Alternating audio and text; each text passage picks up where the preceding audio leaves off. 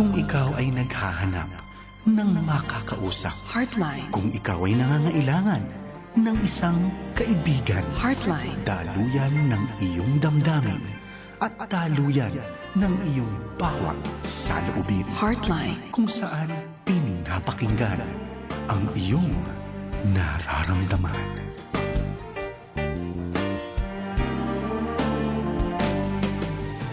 Heartline with Carmen Go Vargas.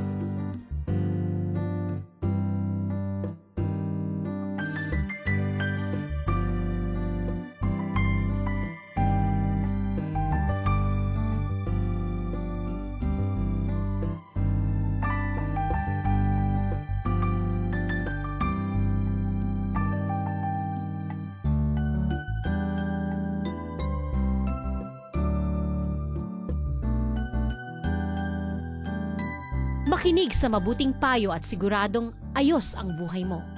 Ako si Trisha Jimenez para sa Heartline, kung saan pinapakinggan ang iyong nararamdaman.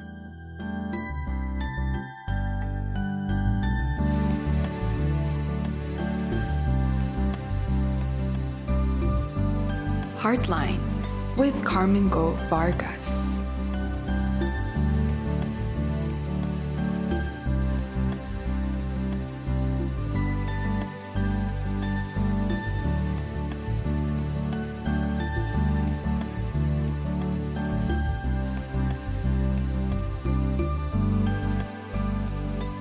Ang oras natin, ganap ng alas 9:36 ng gabi. Magandang gabi sa iyo, kaibigan. This is the program Heartline, kung saan pinapakinggan ang iyong nararamdaman. Kamusta po kayo? Salamat po for tuning in. I hope you'll stay at sasamahan kami hanggang 11:30 ng gabi dito sa program na Heartline. Ako nga po, si Carmen Go Vargas, ang inyo pong host. And ang co-host natin, naririto. Good evening po sa lahat ng mga nakikinig sa Heartline. Dave Rotacio, nagbabalik. Oo, parang lumayo ka ba? De, Kasi Monday. 2 days akong wala eh. Hindi, oo nga, 2 Oo. days kang wala. Ba't di mo pa kasi buuin ng Heartline? De, Eh. joke lang. Okay lang, sige, 3 days lang muna. Ayan, sasamahan po namin kayo ni Dave hanggang 11:30. Pero kasama din natin ang ating counselor at may guest pa tayo. Maya-maya ipakikilala natin yung ating guest. Pero ang ating counselor, syempre, ang Kuya Willie Basilio. Good evening, Kuya Willie. Magandang gabi po.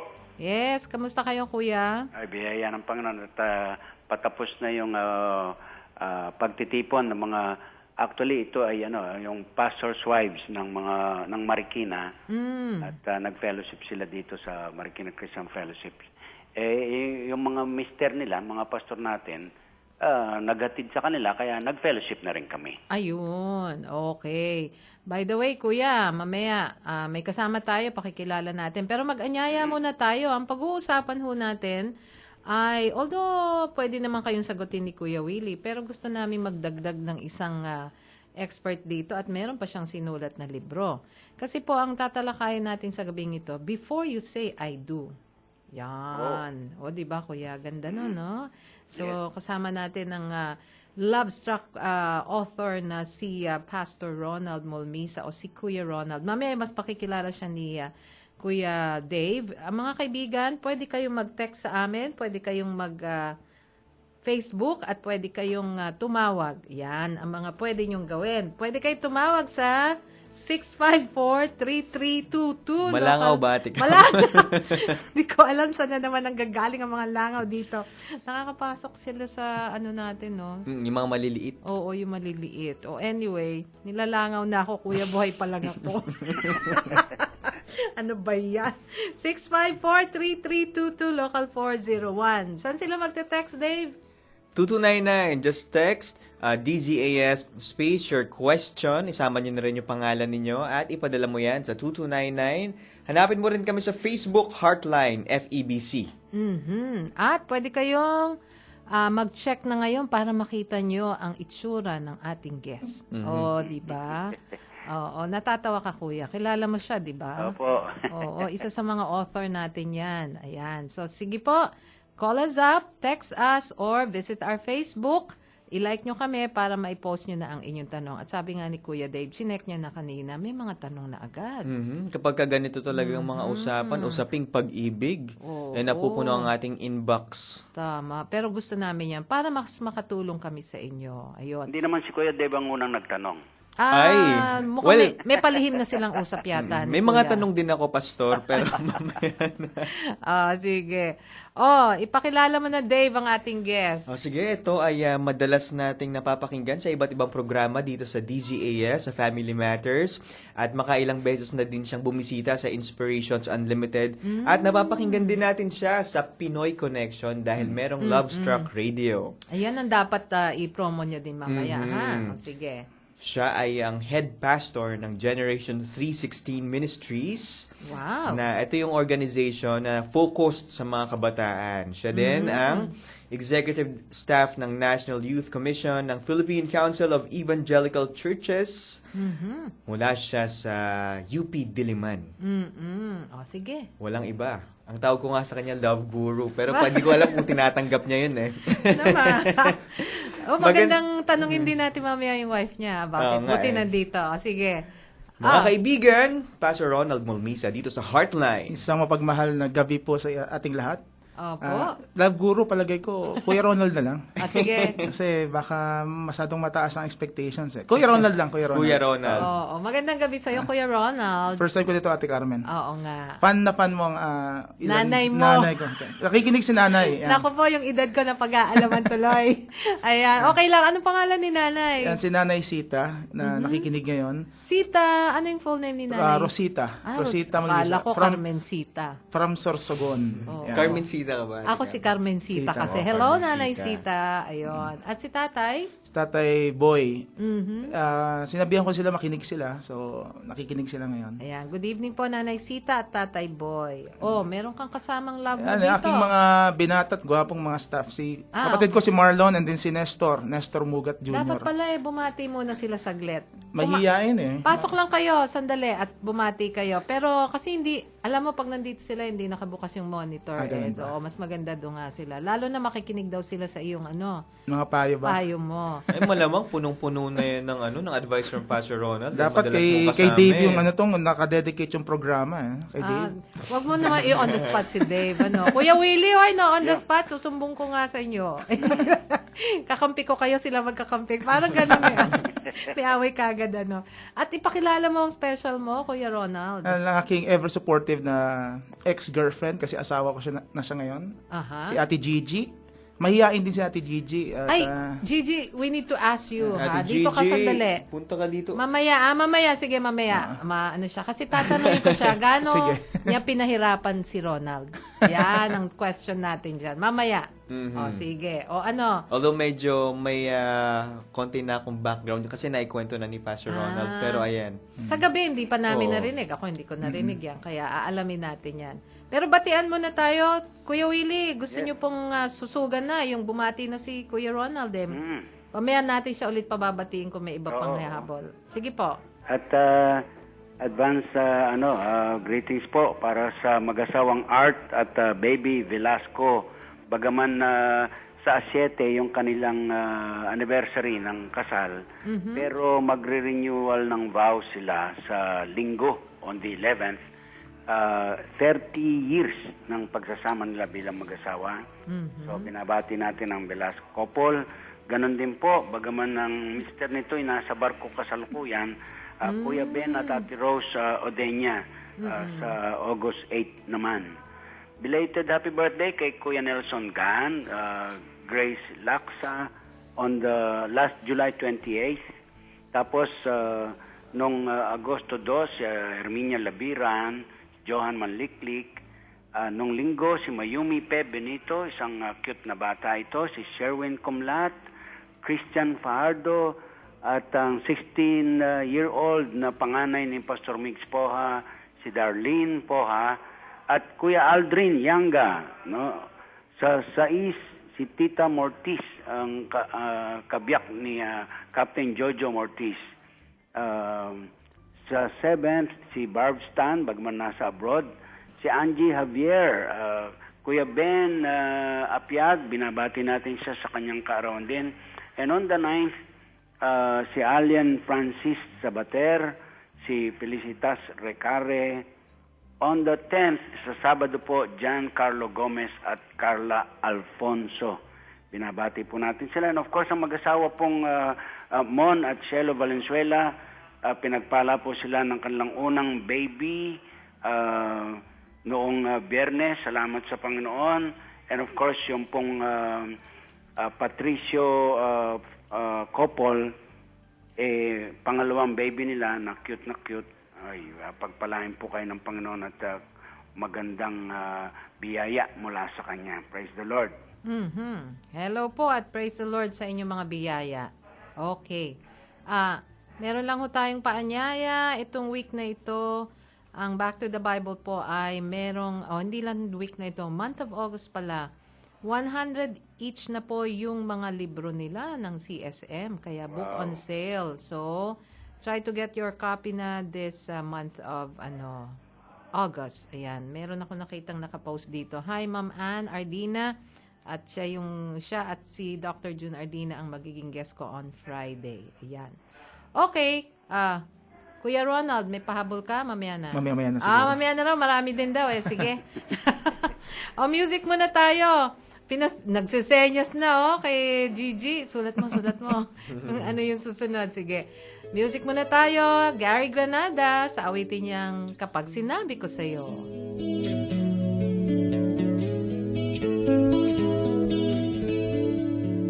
Kapag sinabi ko sa'yo na ika'y minamahal, sana'y maunawaan mo na ako'y isang mortal at di ko kayang abutin ang mga bituin at buwan, o di kaya'y sisirin perlas ng karagatan.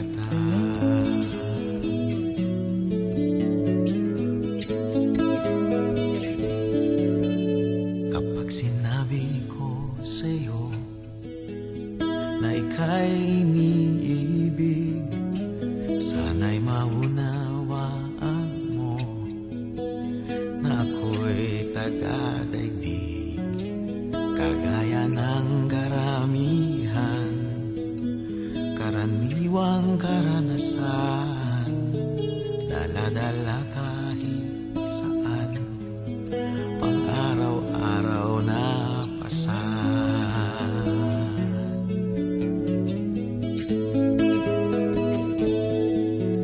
Ako'y hindi romantiko, sa'yo'y di ko matitiyak, na pag ako'y kapiling mo, kailan may di ka iyak.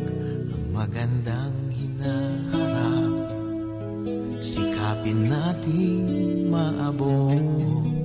Ngunit kung di pa maganap, sana'y huwag mong ikalungkot.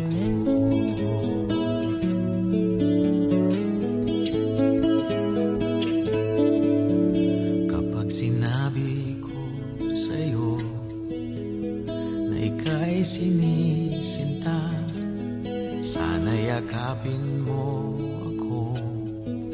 Mulat ang iyong mga mata, ang kayamanan kong dala ay pandama't kamalayan na natutunan sa iba, na nabighani sa bayan.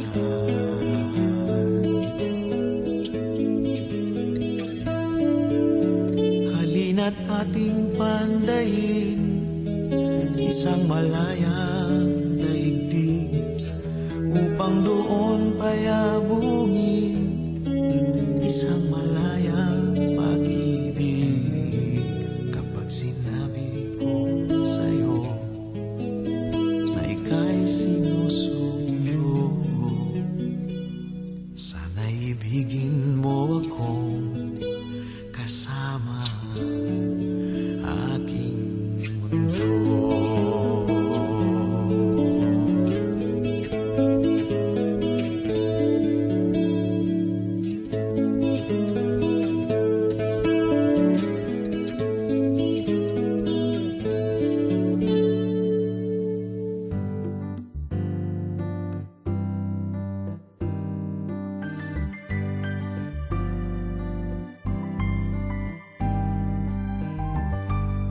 Heartline, kung saan pinapakinggan ang iyong nararamdaman.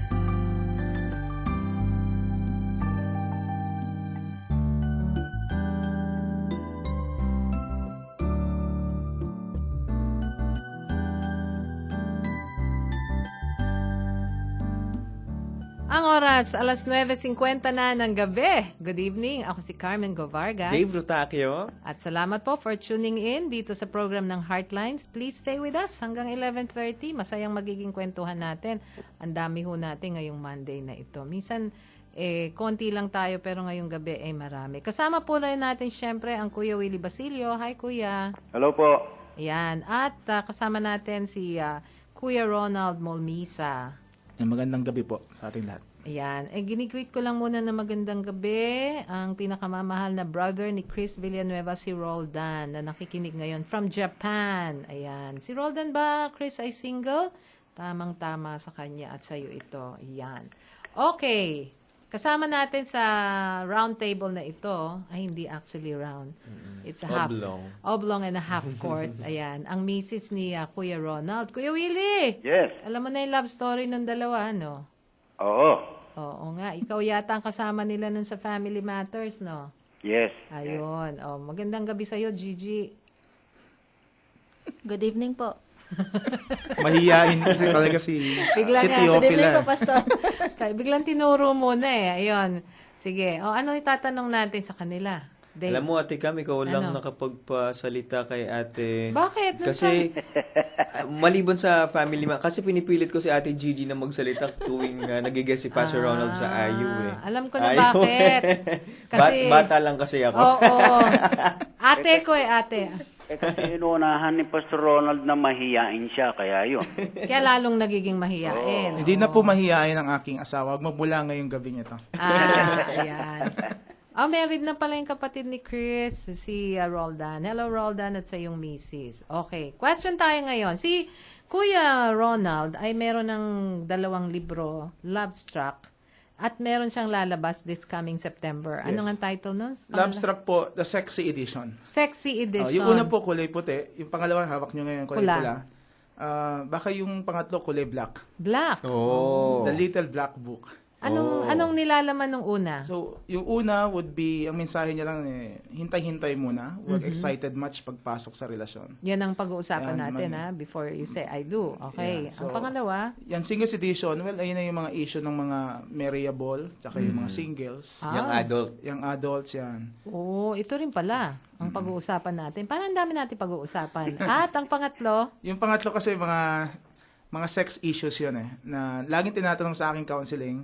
So sabi ko, kailangan ko na isulat yung libro para at least hindi na rin ako paulit-ulit. Para tama. mayroon na rin silang, yung aking position sa bawat issue na may kinalaman sa sex, Oo, basically. Yung first 2 books ni Pastor Ronald, medyo light pa to Pero itong sex edition, medyo Ito, magseseryoso ba tayo dito? Mahirap kasing magbiro pag sex Although, mayroon din mga konting humor, pero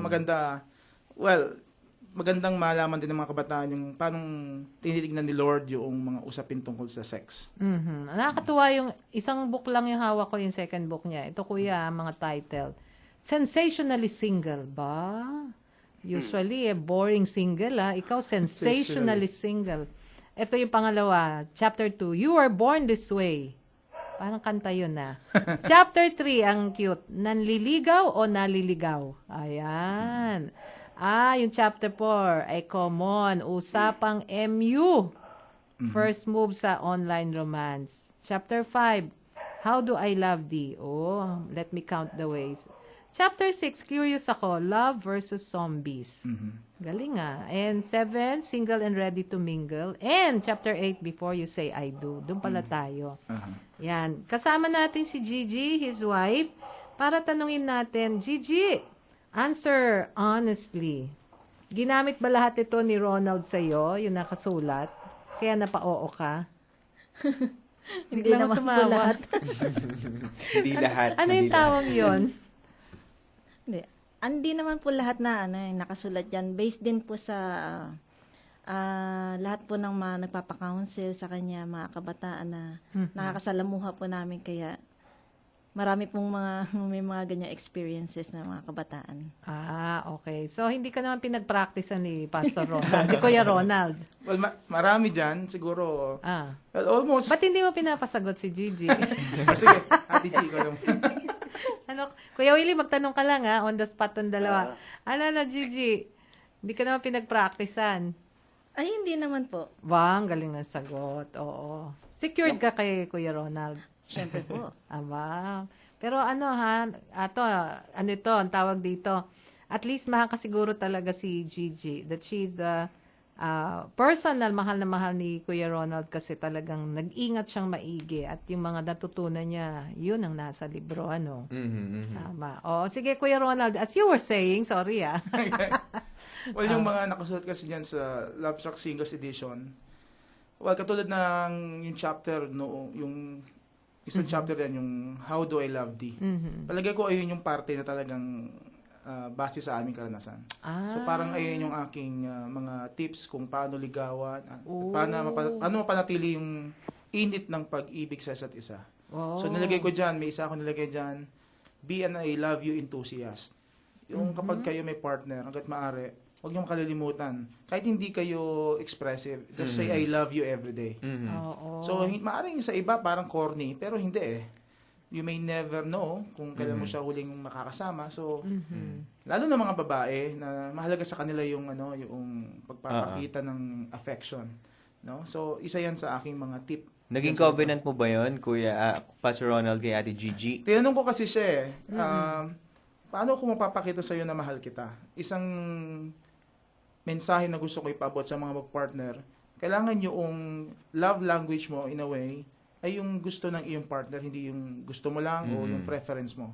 Kasi other-centered kasi yung pag-ibig na sinasabi ng Panginoon. So, maaring hindi ka expressive, pero kung ayun ang gusto ng partner mo, tulungan mo sarili mo o itry mo sarili mo na maging expressive in a way. Kasi, unahin mo yung kapakanan at kung yung kaligayahan ng partner mo.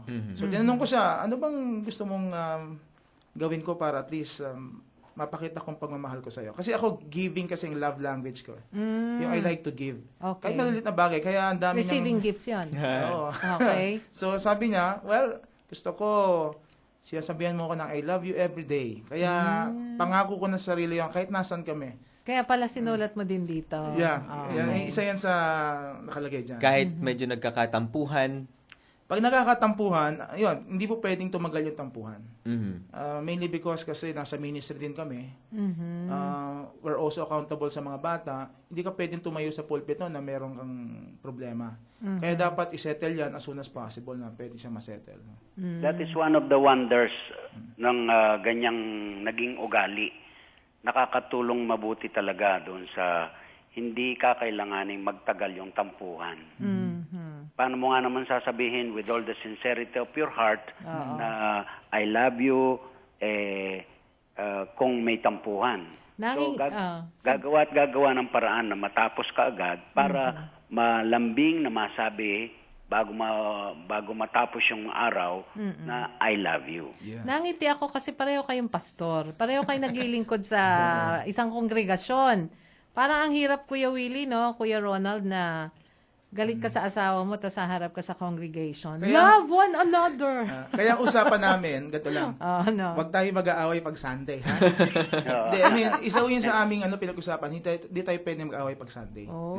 So, alam mo, Ate Cam, Pastor Ronald, Kuya Dave, ang katotohanan, pati kahit nga doon sa halimbawa, nagturo ako ng preaching sa Bible School.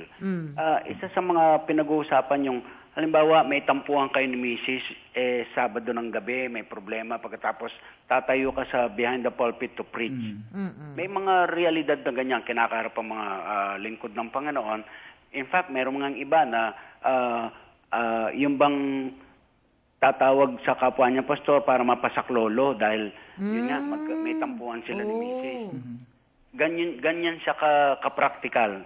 Whereas, halimbawa, ugali na nga, pinangako na nga sa sarili at kanyang pinaprescribe sa kapwa lingkod na hanggat maaari, no, iwas tampuhan dahil nga yung kahalagahan ng paglilingkod na nakakabit doon. Right, ayun. So, hindi kayo pwede mag-away ng Sunday.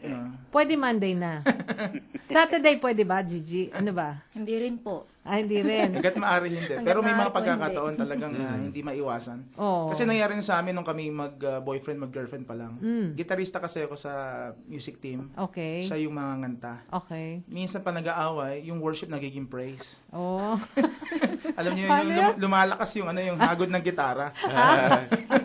Nangyayari sa amin yan. Napapansin namin mga kaibigan sa music team. Oh, so alam na nila pagka medyo iba na Oo. hagod mo. Pero bunga ng immaturity siya, mga bata pa kami. So, pag tumatagal kayo sa Panginoon, nagme-mellow kayo, ayaw nyo man o hindi. Kasi from glory to glory, binabago kayo ni Lord eh. Tama yun. So, hindi nyo ang aking naisabihin sa mga mag-partner, kahit sa mag-asawa na isabit natin yung relasyon natin kay Lord, tsaka dapat maayos yung relasyon ng bawat isa sa Panginoon. So before you say I do, thank you Gigi. You can still butt in if you want. Okay lang. Kasi pinangako ko sa'yo, 2 questions lang eh. Naka 2 questions na naman ako, no? Pero please, supply us with information kung kailangan, ha? Sige po. Ayan. Oh, medyo ano pa yun, ha? Sige po. Sige. Kuya Ronald, ayan. Kuya Willie, please also answer. Before you say I do, ano ba ang dapat pinaghahandaan ng isang tao? Malalaki man siya o mababae? Ayan. Kasi usong-uso ngayon yung nagkatinginan lang kayo. Nag-online lang kayo. Tayo na. At magkita na tayo, mag-date tayo. O di kaya ay may ginagawa ng hindi dapat. No? Yun yung mga sitwasyon ngayon. Parang ang bilis ng ligawan. Hindi nung unang panahon, nung mga panahon ni Kuya Willie. Ayan, na Kuya Willie. Hindi nung panahon natin, Dave. O, diba? Ano nga ba dapat ginagawa? Please supply us with paano tayo maghahanda before I say or you say I do. Kuya Willie? Kuya Ronald? Kala ko si Pastor Ronald na eh. Nagsusulat nga. Kuya Ronald, do you want to butt in? Sige. Sige. Siguro ang pwede kong sabihin, before you say I do, isang malaking prinsipyo yung dapat kilala mo na talaga yung pakakasalan mo. So never marry a stranger. May isang term, isang author dito na mataas na dapat yung level ng acquaintanceship. Pag sabing acquaintanceship, talagang yung mga major na parte ng buhay niya, alam mo, kasi kunyari, mag-boyfriend, mag-girlfriend na kayo, kung ano yung kailangang aminin. Kasi may mga kaso ko, lumalapit sa akin, nalaman na mayroon palang anak sa pagkabinata, pagkadalaga, hindi inamin. Okay. Sa Amerika, maraming kaso ng diborsyo, yung mga hindi nag-aaminan. Yung, to some extent, kahit yung iyong sexual preference, hindi mo inamin na may sexual tendency ka. So, kailangan, alamin mo muna kung sino yung pakakasalan mo.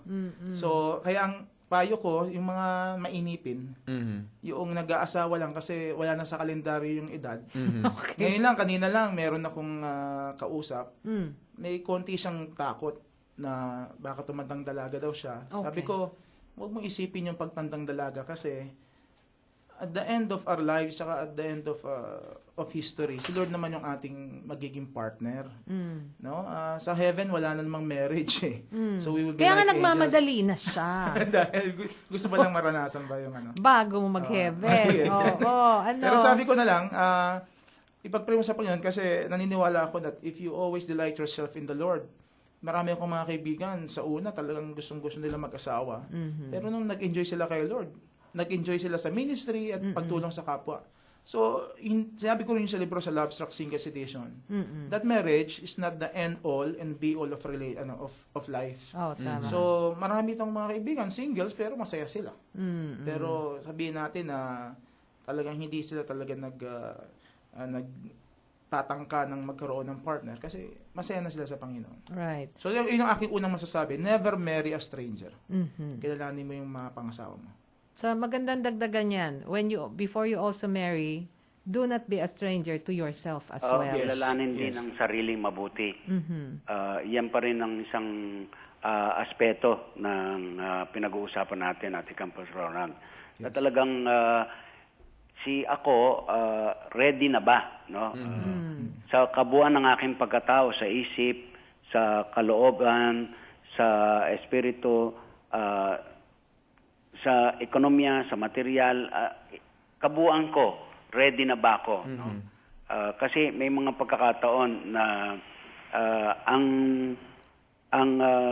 dahilan ng pagkakaroon ng interest sa pagpapartner, para bang meron akong need na kailangan mapunuan. Pero maaring inaakala ko lamang na ang pag-aasawa ay isang solusyon.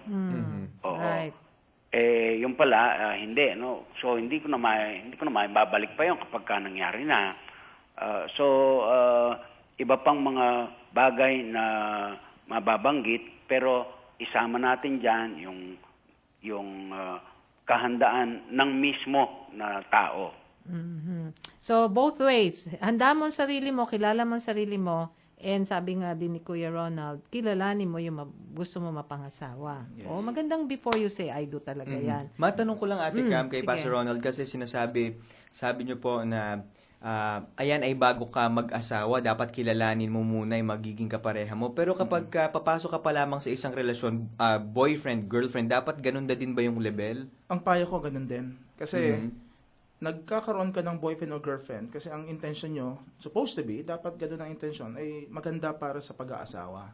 Tama. Maraming usually mga teenagers ang may kaso ng ganito, yung nagkakahiwalayan, kasi natuwa sila sa physical features, maganda ang kutis, pogi. maganda mag-smile, Aha. no? At marami silang mga karakter na natuwa lang sila.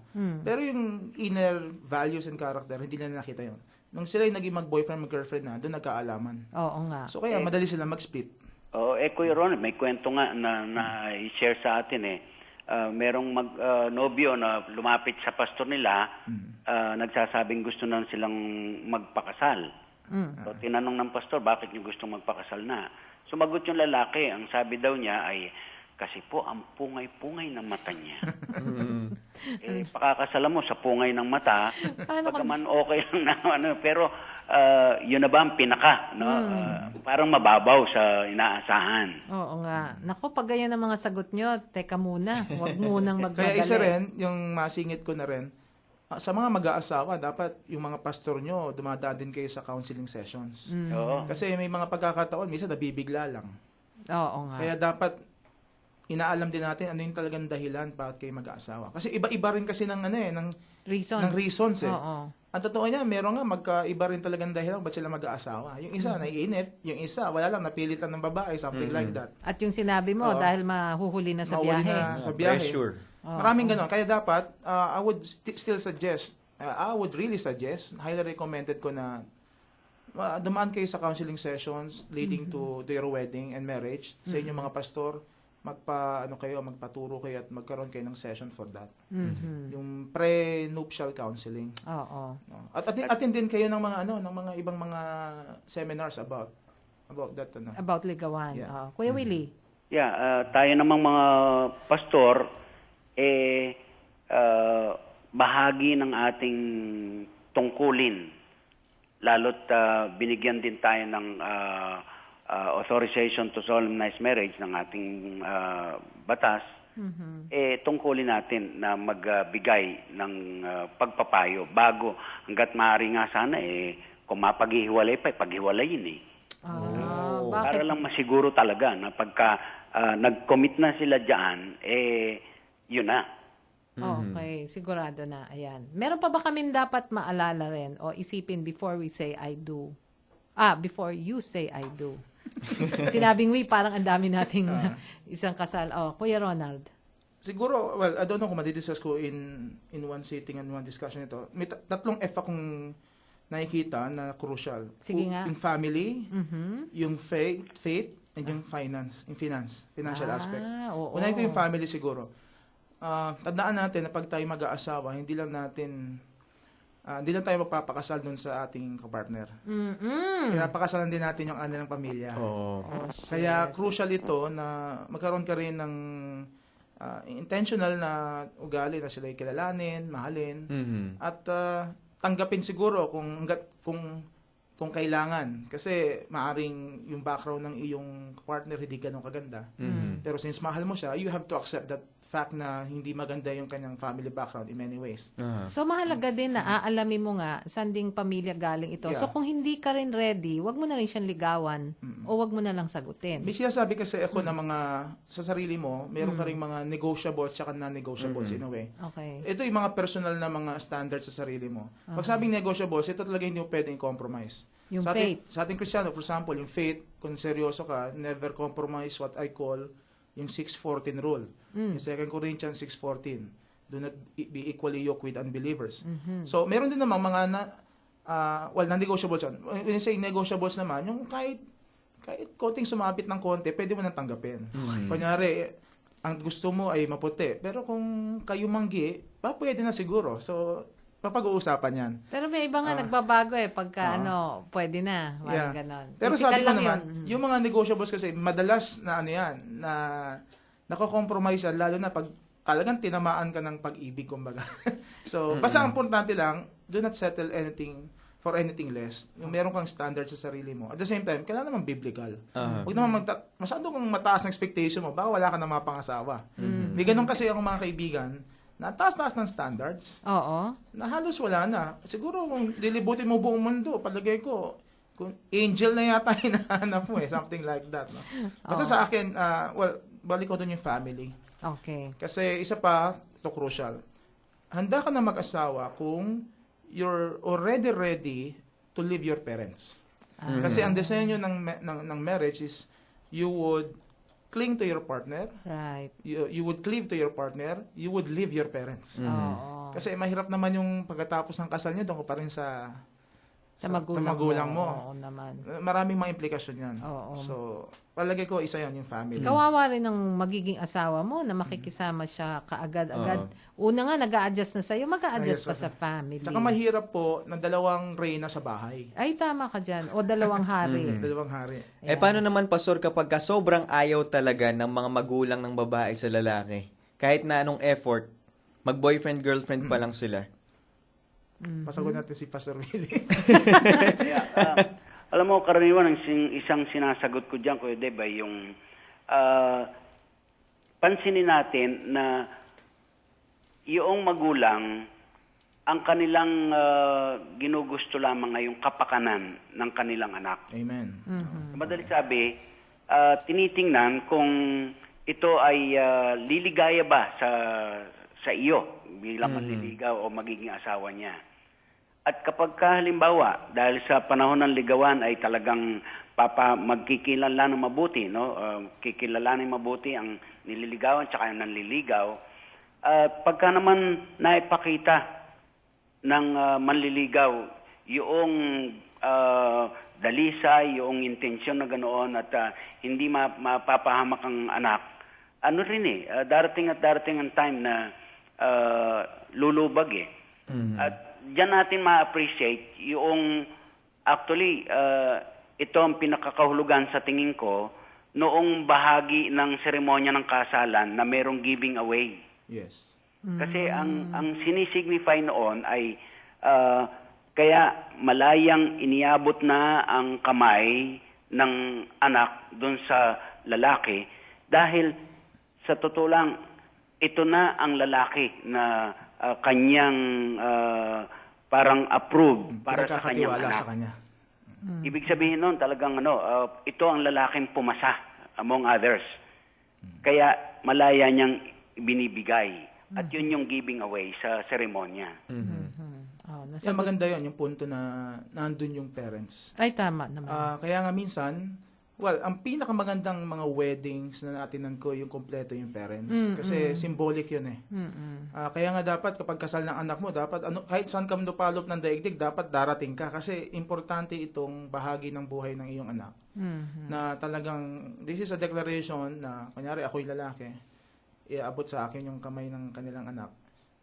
Yung pagtitiwala, binibigay sa akin. Kumbaga, tapos na yung aming, siguro pag-aalaga, ikaw naman na mag-aalaga sa aming anak. In many ways. So, kaya mahirap at ang sakit pa tingnan yung mga, di ba, yung mag-partner, magpapakasal, wala yung mga magulang. Oo. Pero ito na naman ang aking sinasabi din. pagdating kasi sa pag-ibig, madalas ang nananalo naman yung umiibig eh. Pero kailangan pag-pray natin at kailangan sundin natin yung kalooban ni Lord na makinig din tayo sa magulang kasi may mga bagay tayong hindi nakikita na nakikita nila. At walang matinong magulang ang magpapahamak sa kanilang anak. Amen dyan. O, sinabi mo yan na matino. O, sige, babalik po kami mga kaibigan at masayang kwentuhan nito. Keep your questions coming. Pwedeng tumawag. Makakausap nyo rin on air si Kuya Willie at maging si Kuya Ronald. You can ask both of them. Or sa ating off-air counselor, 654-3322, local 401. O mag-text kayo sa amin. DZAS, space your message or questions. Sama nyo pangalan nyo at ipadala sa 2299. And sa ating Facebook. Ayan, sa Facebook din. Bukas na bukas si Facebook Heartline FEBC. Oo, at i-like nyo lang kami. So, stay with us. We'll take a break.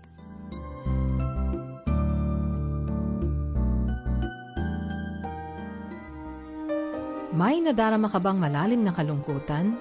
O kaya naman ay pagod at depressed ka na sa paulit-ulit na pagkalugmok? May mga dinaanan ka bang sakit at hapdi tulad ng sugat na galing sa pang-aabuso, pagpapabaya o sa hindi pagtanggap ng mga tao? Apektado ka pati ang pakikipagrelasyon mo sa iba. Kaibigan, kailangan mo ng tulong. Huwag mong kayaning mag-isa. Inaanyayahan ka ng Living Waters Philippines na dumalo sa panahon ng paghilom, Healing from Hurtful Relationships. Sa August 24, Sabado, 8 ng umaga hanggang 6 ng gabi.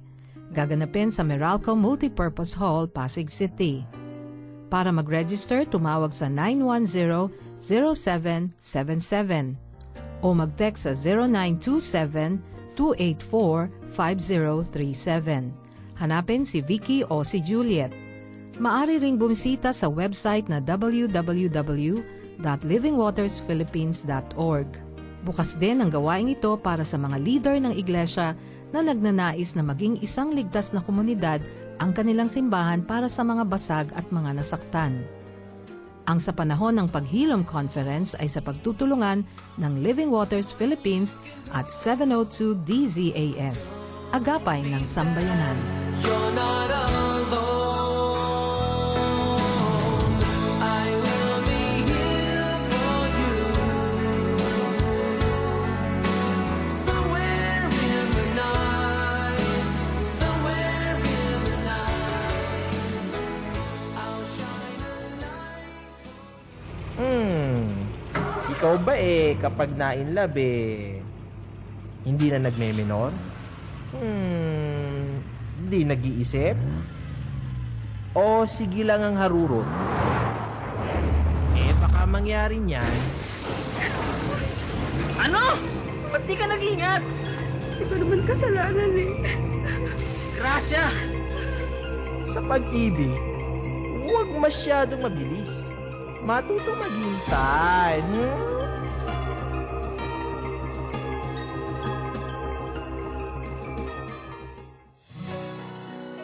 Magkaugnay sa salita ng Diyos. Magkaugnay sa bawat isa. Magkaugnay tayo sa bawat isa. Nag-uusap, nagmamahal, nagsasama-sama. Ito ang Far East Broadcasting Company, Philippines. Sa kanyang ika-65 taon, ibinabahagi si Kristo sa buong mundo. Sa himpapawid, sa bagong teknolohiya, at sa mga mabuting paraan. 65 taong magkaugnay sa salita ng Diyos. Magkaugnay sa bawat isa. Magkaugnay tayo sa bawat isa. Sa nakaraang panahon hanggang sa ngayon. Sa himpapawid at sa iba pang mabuting paraan, ikinahayag si Kristo. Magkaugnay tayo sa bawat isa. Sa nakaraang panahon hanggang sa ngayon.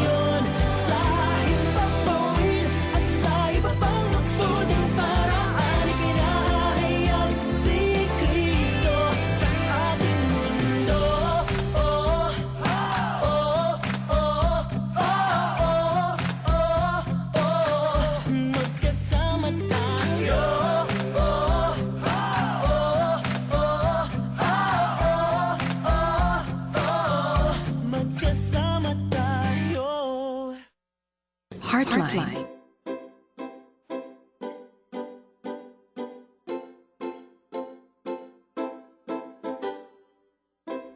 Ang sabi nila, baka raw ako'y maiwan ang last trip ng tren.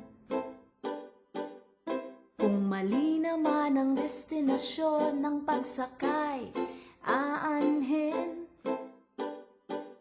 Baka raw sa pagkapihikan ko, sa huli ay mauwi lang sa kalbo.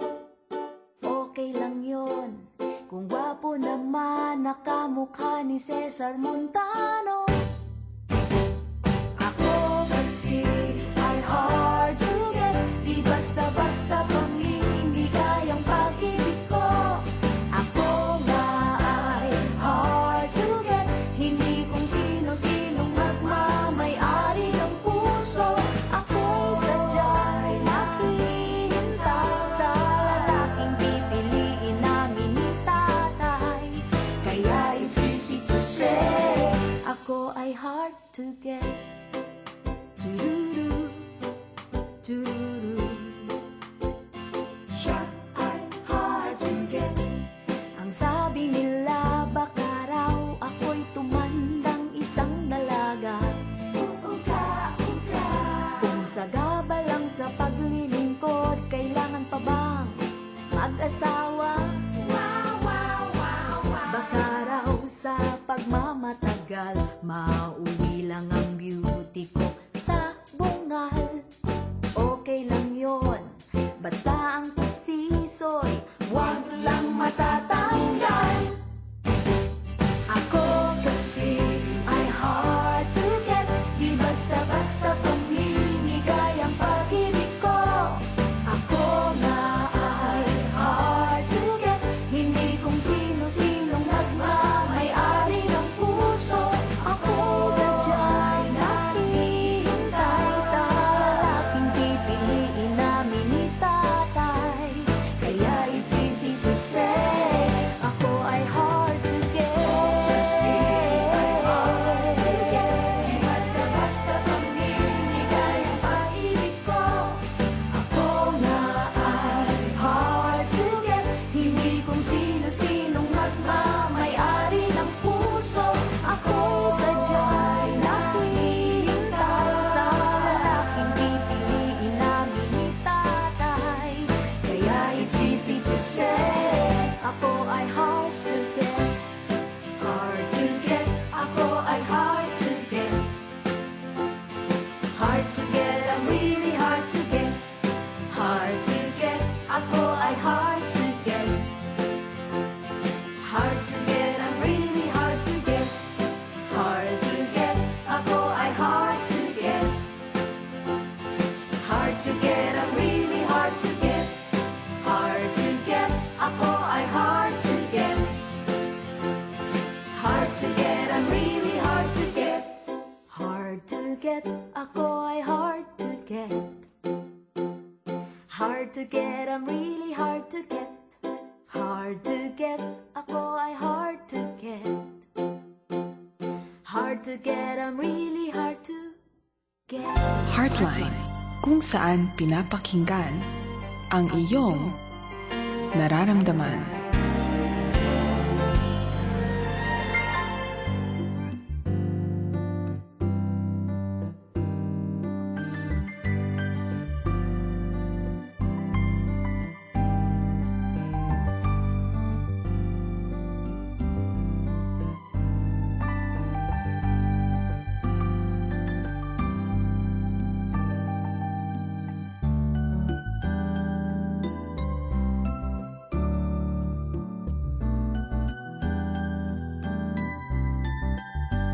.23 ang ating oras at ikaw ay nakikinig dito sa Heartline kung saan palaging pinapakinggan ang iyong nararamdaman. Si Wow. Dave Lotaki po ito. Sweet naman. Carmen Vargas po. Nako. Kasama pa rin natin Cam, Pastor Ronald Mulmisa at saka si Pastor Willie Basilio. Oo. Good evening, Kuya Willie. Yes, ma'am. Good evening din, Kuya Ronald. Good evening po. Parang Kuya Willie, bagay na bagay yung boses ni Dave sa gabi, no? Mhm. Pwede na. Ay, nako. Pwede. Magre-retire na ba tayo? Ano, Kuya Dave? Kailangan ayan. ko ng guidance ninyo. Ako, ng mga pastor. Hanap tayo ng FM station, pasok tayo doon. Sabi nga ni Kuya Ronald, o di ba? Para tayo ay maka-influensya ng mas maraming kabataan. Kailangan ko ng bagong pangalan. ano? Papa. Papa Dave. Alright. Sige na nga. Pero Joke lang. si Ken Guillermo, sana nga siya Papa Ken. Oh. Di ba? Papa Ken. Ano na lang sa akin. Hindi naman baka sabing gaya-gaya ko. Ano? Daddy Dave. Ano na mangyayari sa akin? Lolo Willie. Didi. Daddy Dave. Didi. Okay. Pero si Kuya Ronald, meron siyang online program. O Kuya, pakikwento mo sa amin Yes, yan. every Saturday, meron kasing online radio ang FEBC, yung Pinoy Connection. Right. Yung kanyang website, pinoyconnection.ph. Every Saturday, we're broadcasting yung aming mga episodes sa Lovestruck Radio. To know more information about this, you can visit our Facebook page, yung Lovestruck Radio. At nandun yung aming mga episodes for August. Kasi ngayong August, ang aming dinidiscuss ngayon, ang mahiwagang MU. Oh, no. Marami kasing bumabaksak dito sa MU.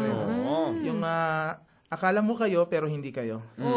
Mayroong mga nag-expect na iibigin din sila nung ka-MU nila, pero imaginary romance lang pala yun. Kainis, no?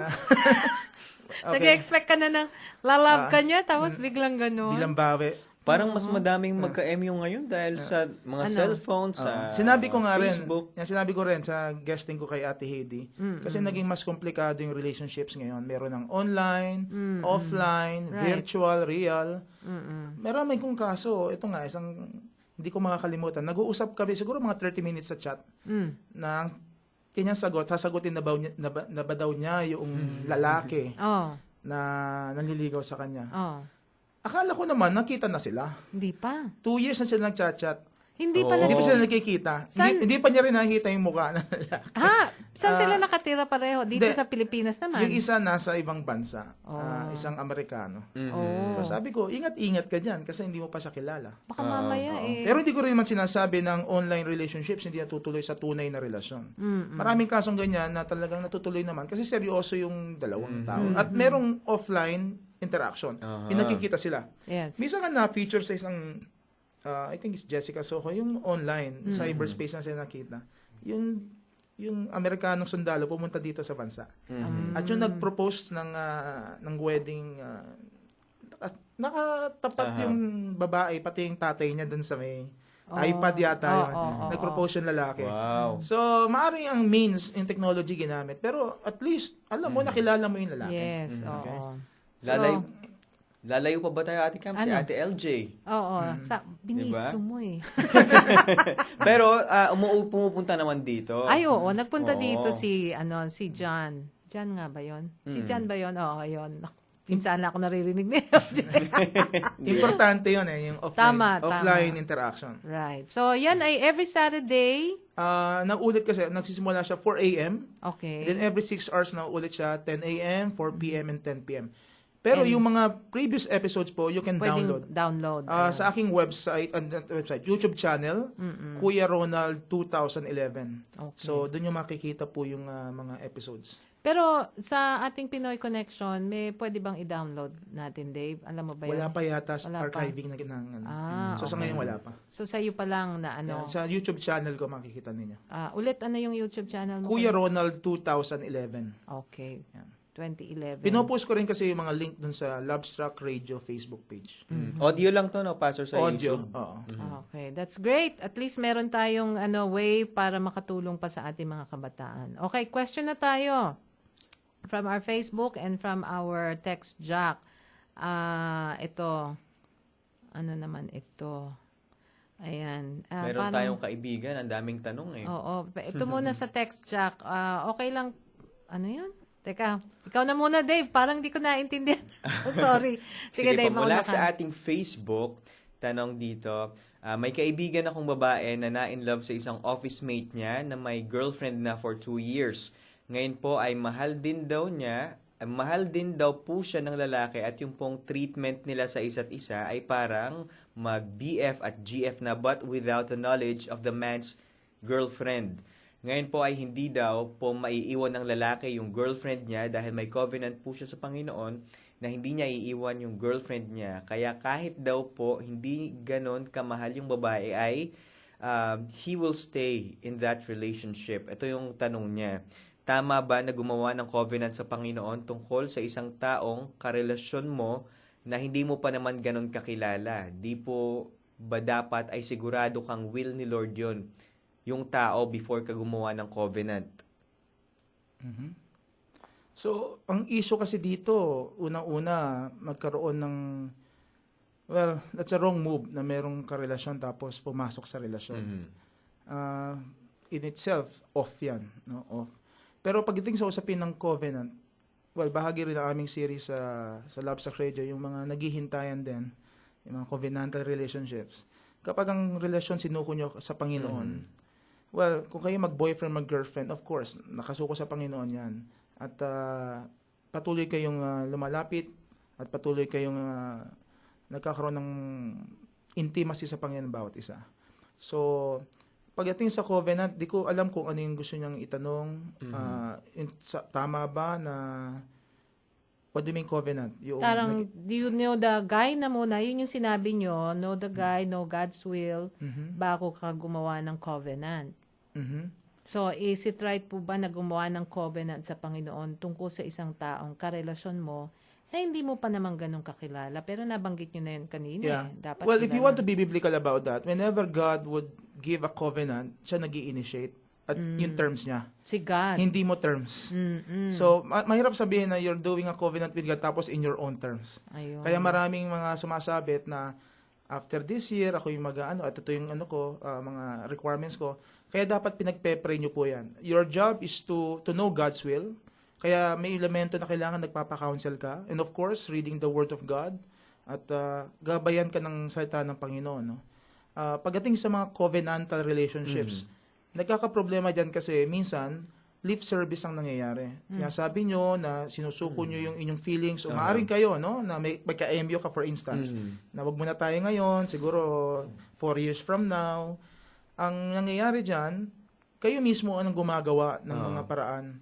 Well, when you say you wait upon the Lord, you do your task individually as you live your Christian lives, for instance, naglilingkod kayo sa ministry, and you let God magdetermine ng course ng inyong relasyon.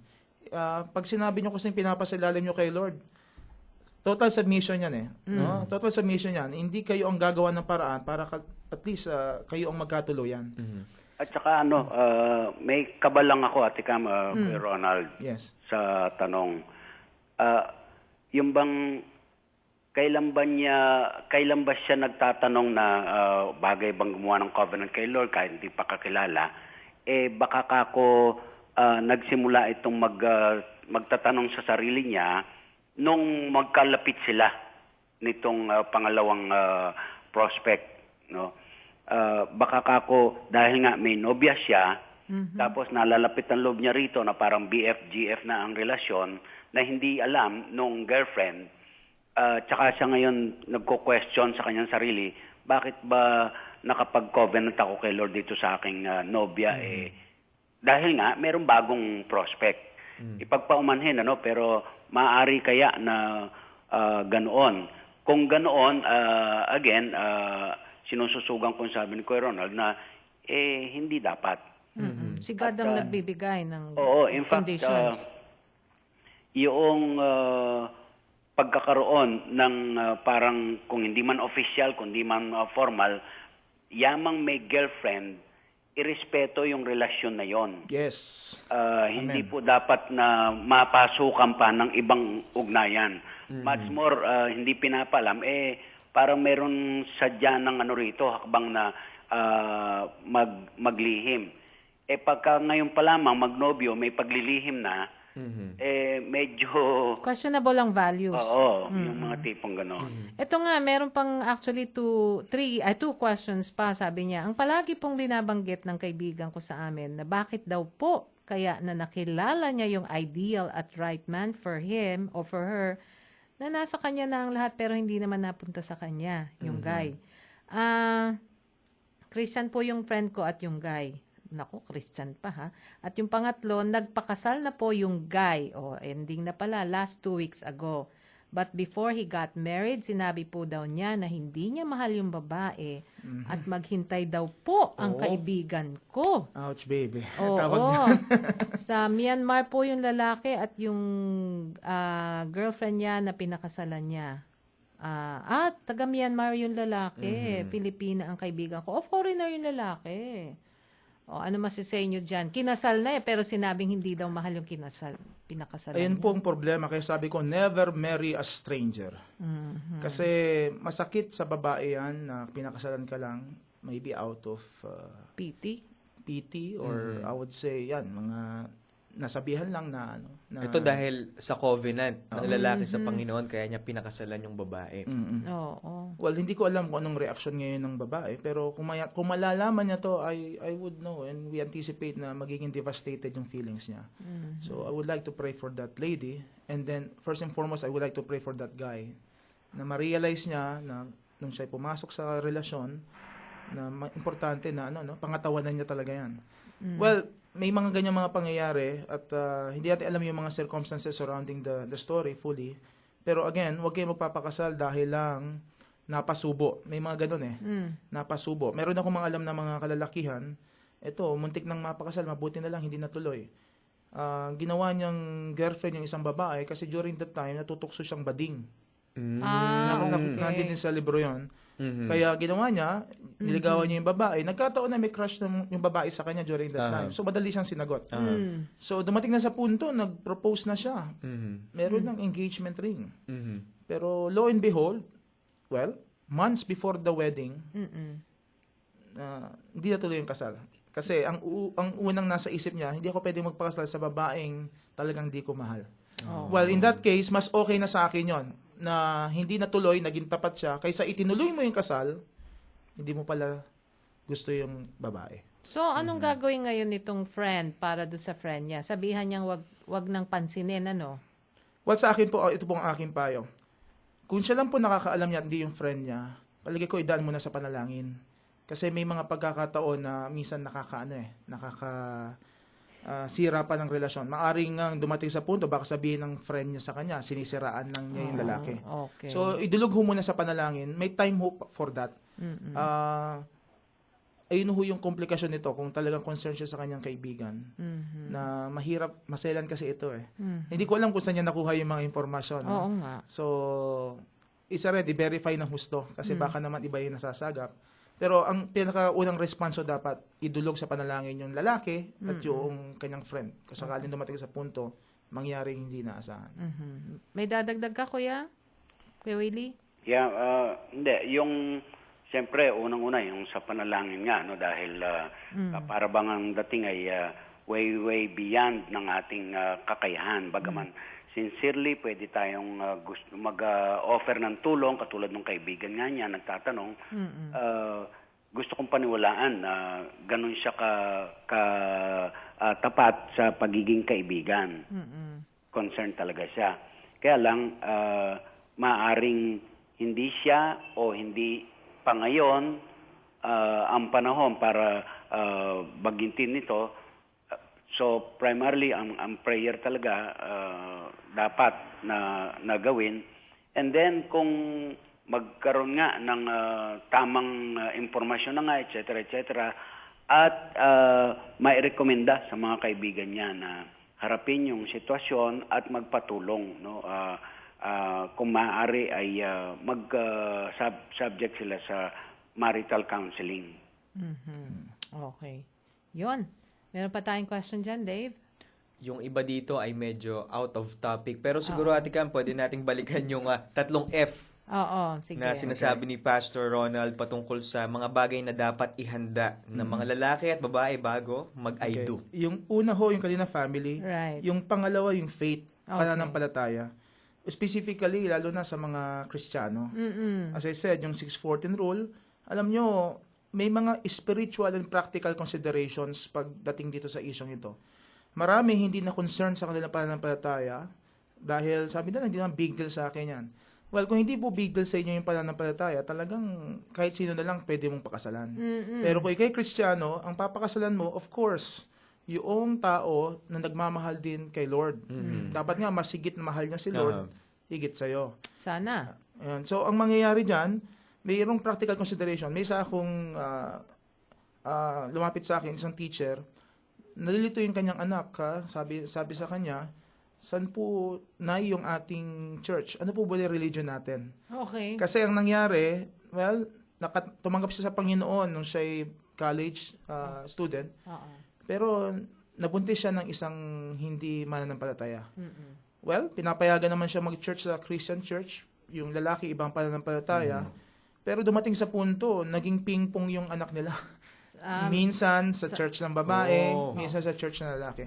Ito na yung sinasabi ko na minsan mga practical consideration kasi malilito yung anak ninyo.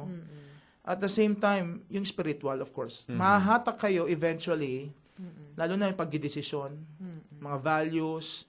Ito, simple na lang. Kunyari, ang inyong asawa na tumataya ng loto. Well, hindi tayo naniniwala na dapat umasa tayo sa gambling. Kung para sa kanya okay lang, nauubos na yung pera niya sa katataya niya sa pasugal. So, magtatalo na kayo. Kaya ang classic case dito yung nangyari kay King Solomon. Yung sa First Kings. Sabi doon, 1,000 kanyang napangasawa, babae, 700 legal wives daw yun, legal. Kasi royal descent eh. So, hindi ba 300 concubines. So, sinabi doon, habang tumatanda si Solomon, inilayo ng kanyang mga asawa ang puso niya kay Yahweh. Tragic ang nangyari sa household ni David. Nagpatayan yung magkakapatid. Right. So, maraming mga pangyayari na hindi natin alam na may long-term implication yung spirituality. No? So, ayun yung isa sa, yung faith, it's really crucial. Faith. Yan. Kaya yun sa mga pastor din, lalo na yung mga kaibigan ko singles na pastor, kung pipili sila ng papangasawa, hindi lang kasi sila pakakasalan. Maging yung ministry nila. No? Ang karaniwang Nangingiti ka, Dave. Hindi. Ang karaniwang sinasabi kasi diyan nung mga babae, may mga naliligaw sa kanila na hindi naman Christian, pero mas mabait pa sa isang Christian. Madalas ko marinig yan. Sige, Kuya Willie, sige ko na po sumagot. Siyempre, ang pipiliin ng babae, kung sino yung mas mabait, siguro. Di ba? Paano yung kuya pag gano'n ang sinasabi ng mga girls?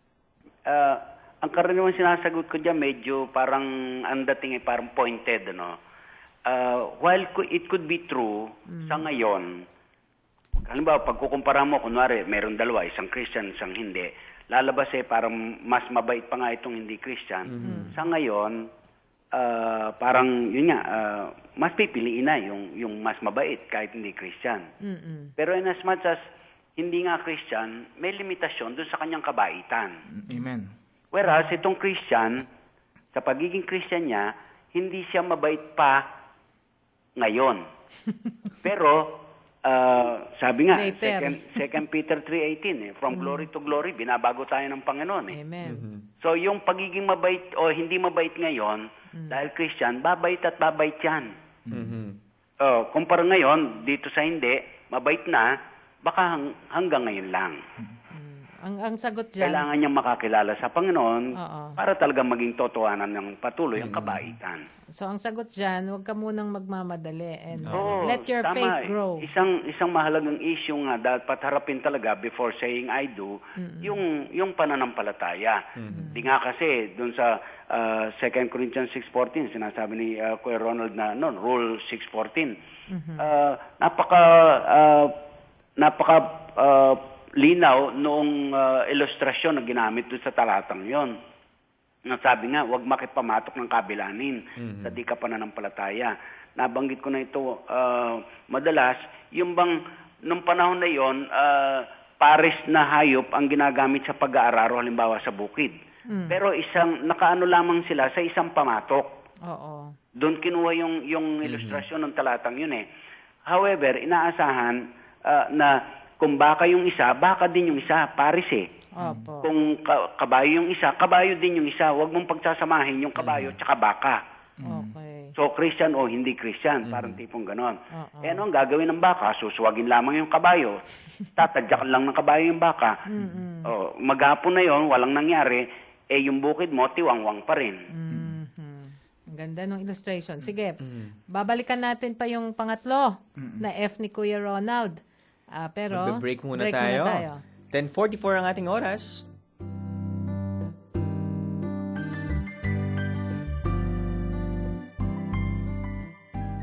Ito po si Bishop John Emela na nanawagan sa lahat na nagmamahal sa bansang Pilipinas. Sasamahan kami sa pananalangin araw-araw para sa ating mga pinuno ayon sa panawagan ng 1 Timoteo Kabanata 2, talata 1 hanggang 5. Panginoong Diyos, dalangin namin na pagkalooban niyo ng mabuting kalusugan, kaligtasan, karunungan ng aming mga pinuno upang kanilang maisulong ang katuwiran sa kanilang pamamahala. Igawad niyo po ito sa aming Pangulong Noynoy Aquino, 10 ng kanyang gabinete, sa aming mga gobernador, sa aming mga mayor, sa aming mga barangay chairman, pati na ang nasa legislature, judiciary, law enforcement at media. At ganoon din, Panginoon, ang mga magulang ng tahanan, ang mga guro, ang mga employer at maging ang mga pinuno ng simbahan. Ito ang aming dalangin. Amen. Pag-ibig ko'y sa'yo, inang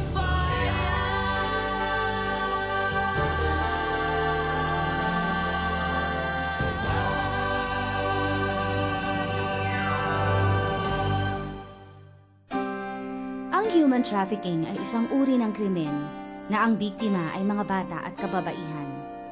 Sapilitan silang pinagtatrabaho bilang prostitute, manlilimos, o di kaya'y sa manual labor. Marami na sa mga biktima ang nagdusa dahil sa abuso, panggagahasa at pagbabanta. Ang nakalulungkot pa nito'y ito rin ang nagiging sanhi ng pagkasawi ng ilan sa kanila.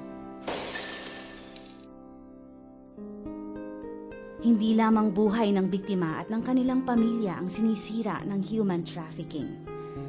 Apektado rin ito ang imahe, dignidad at seguridad ng ating bansa. Sa 5 ng Setyembre, sama-sama tayong makilahok sa Freedom Forum upang iwaksi ang human trafficking sa bansa. Gaganapin sa CCF Center, Ortigas Avenue, corner C5 Road, Pasig City. Para sa detalye, tumawag sa 913-1655 hanggang 57. Dahil ang bawat isa ay may magagawa upang labanan ang human trafficking sa bansa. Ito ang 702 DZAS. 702 DZAS. Agapan ng Sunday na napapakinggan sa buong mundo sa www.febc.ph sa pamamagitan ng Microsoft Media Server Technologies at ng Desktop Computers. Heartline.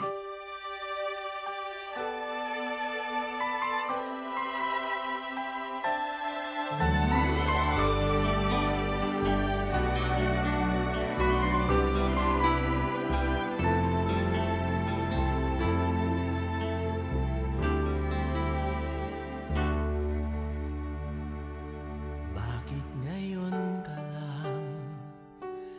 Bakit ngayon kung kailan ang aking puso'y mayroon ng laman? Sana'y nalaman mo na darating ka sa buhay ko. Di sana'y naghintay ako. Ikaw sana ang aking yakap-yakap, ang iyong kamay lagi ang aking hawak, at hindi kanya.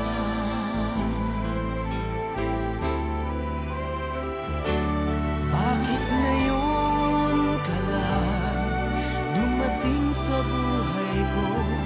Pilit binubuksan ang sarado ko ng puso. Ikaw ba ay nararapat sa akin? At siya ba'y dapat ko nang limutin?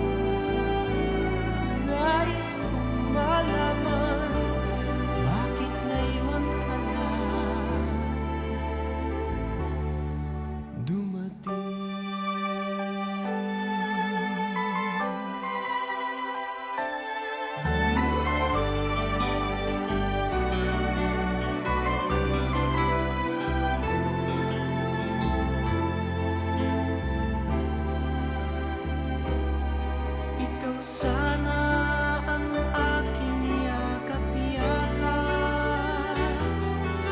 Ang iyong kamay lagi ang aking hawak. At hindi ka niya. Bakit ngayon ka lang dumating sa buhay ko? Pilit binubuksan ang sarado ko ng puso. Ikaw ba ay nararapat sa akin? At siya ba'y dapat ko nang limutin? Nais kong malaman, bakit ngayon ka lang? Bakit ngayon ka lang dumating sa buhay ko? Pilit binubuksan ang sarado ko ng puso. Ikaw ba ay nararapat sa akin? At siya ba'y dapat ko nang limutin? Nais kong malaman, bakit ngayon ka lang dumating?